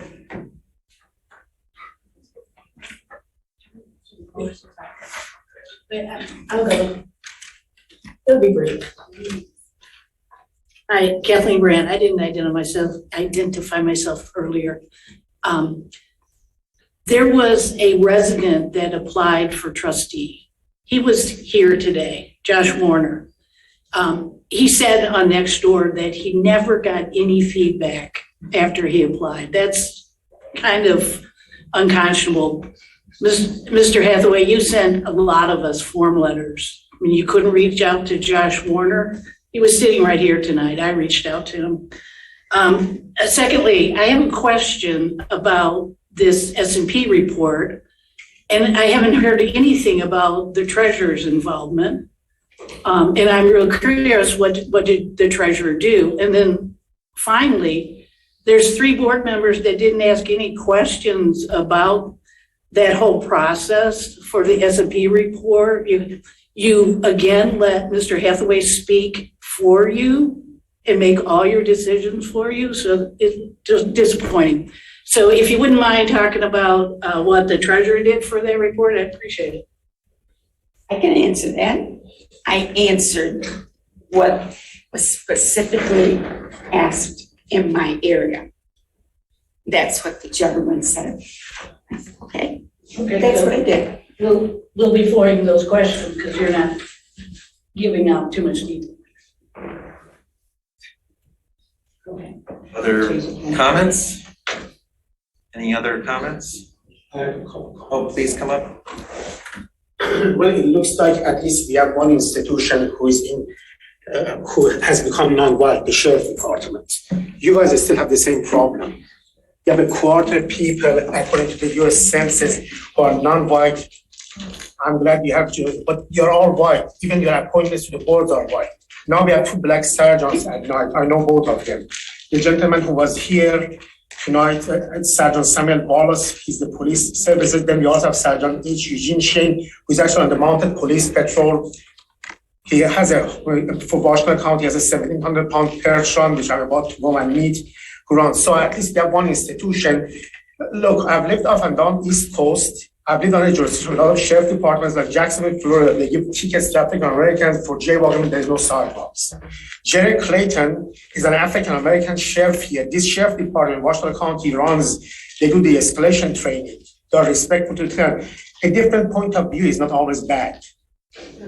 So the point of the matter that I'm making is that we are still back to where we were before. US Census said 1/4 of a Scio township, because of the need for all these businesses or technical people have moved in, the economy has made it so it is that. But we are not even reaching out. Among this quarter, we have doctors, engineers, and stuff. We are not even reaching out. So we are kind of Xing ourselves away from their talent. We need to start this population thinks that you guys are doing taxation with no representation. So what we are having here is that everybody's getting taxed on their properties, but when you look at all these boards, and there's nothing, most of my friends are white, I'm being honest with you. But everybody on the township, which 1 out of each 4 people is supposed to be non-white, are not represented. Now, I have supported Jessica, but Jessica is a far different of a person than Jillian Carey and the gang. Jessica does not call people, Jessica's father I knew for years before. I didn't know that they were related. I had a problem in Selman Township. Her father did right by me. Then when I moved here, I saw the last name. I just called by coincidence. Jessica, I've had a lot of differences. When I first came in and I opposed the recall, everybody thought that I was Bill Hathaway's puppet. I opposed it for a different reason. Soon I found out that there was something left with Jessica because of her gender identity. She will tell you I'm the one who came to her aid. The $100 that she gave back, all that information came from me.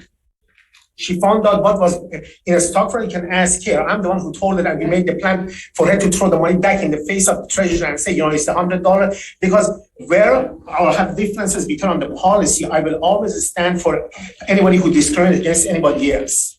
Whether it's your gender identity, your race, your national origin, your background and stuff like that, that is uncalled for. Because look at each other as human beings.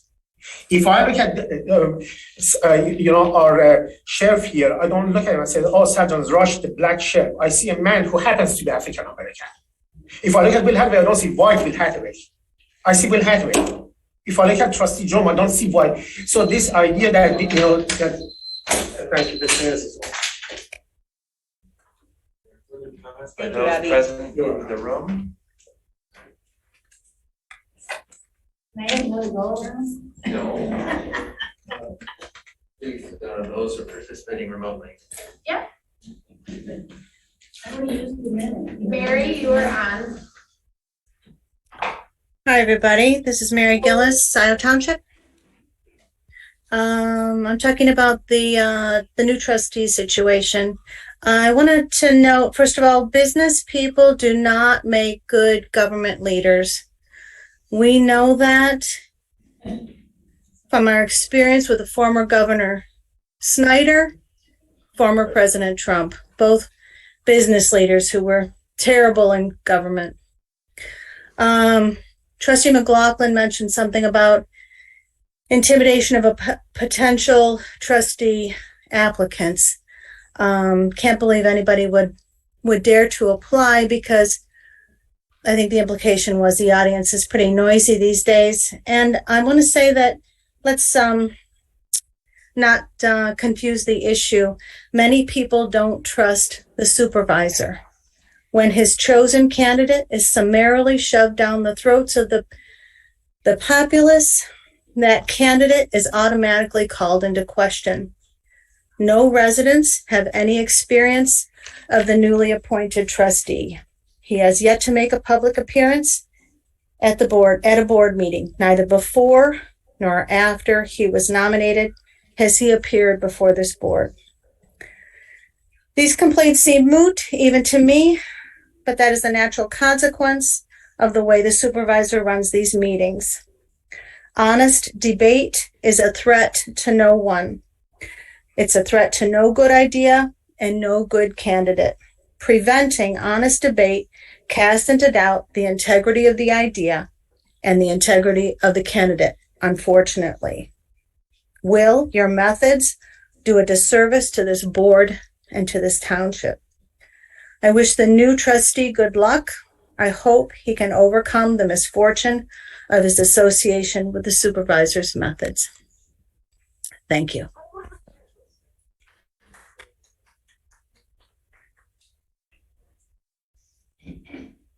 Rob, go ahead. Thank you, Rob Patton from Scio Township. I find it ironic that one of the most qualified candidates for trustee is sitting in front of you in Jillian Carey, and you have appointed someone that none of us has ever seen, and you don't even know how to say his name. Mm-hmm. How ironic is that? Supervisor Hathaway, you have reached a new low, and that is saying something. Trustee McLaughlin, Treasurer Palmer, Trustee Jerome, you are enabling this supervisor to drive this township into the ground. I am worried that the four of you are going to be responsible for costing this township millions of dollars in lawsuits. You have just taken another giant step towards the next enormous lawsuit against this township. And you're employing people like Mike Comier, who in reality is the supervisor's attorney, yet displays himself as the township's attorney. And time again during these meetings, he decides things to the advantage of the supervisor. I am astounded at the incompetence and I say again, the dangerous incompetence of this board. Anyone else? Thank you, Rob.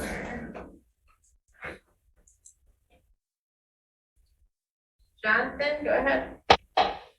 Yeah, I don't know why I get the misfortune of coming after Rob in his eloquent remarks, and Mary as well. I can't double click on that harder Those comments were made well. I did learn tonight that Ms. Stein writes letters after these meetings, angry letters.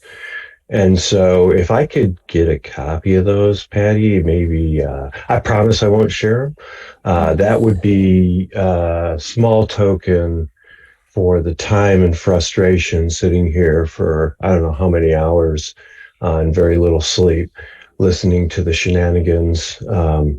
I can only emphasize the comment that you've hit a new low, Will, in your force. It cracks me up. You guys can't even pronounce the guy's name. He's not here. You've never really, he's never had a coming out. You guys are just unbelievable, the four of you. And Donna, again, thank you for moralizing against Jessica earlier when she made mention of, I don't remember if I think it might have been abortion. You did it again. I'm going to call you out every week you do it, which is every week. So see you ever in a couple weeks. Yeah, well, it's not fine. Maybe you should think about, Will, I'm talking.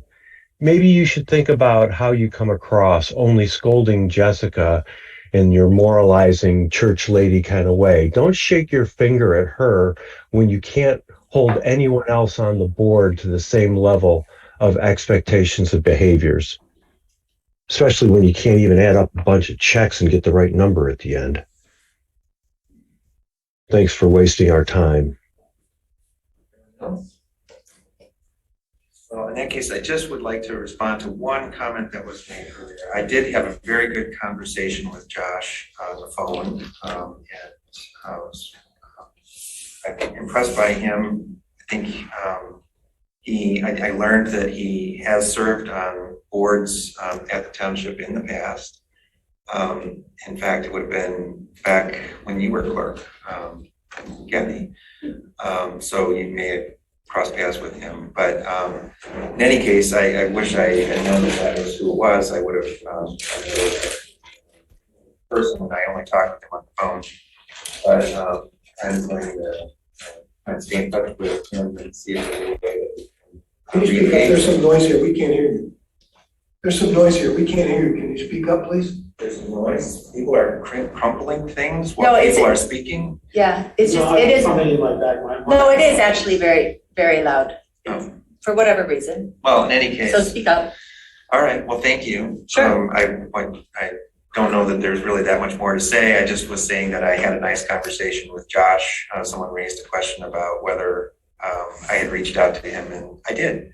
So in any case, is there a motion to adjourn? Moved by Jerome, seconded by Noel. All those in favor say aye. Aye. Those opposed? All right, we're adjourned. What a joke. Complete Recording joke. So Will, did you talk to Josh after he said in next door that nobody contacted him? Is that when you decided to call him? And the sheriff here says that somebody from the township told him to stay for the whole meeting. Anybody know on the board who did that? I asked the sheriff to be present. But you thought there was gonna be some rumbling? Well, some people do take physical, aggressive actions towards others. It has happened.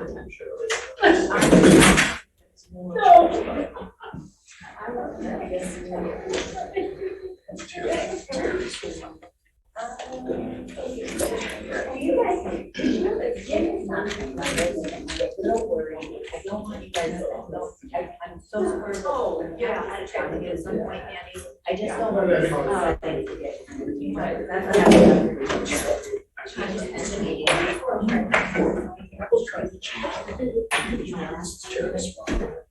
Oh, yes. Yeah, so you can't do that. Oh, okay.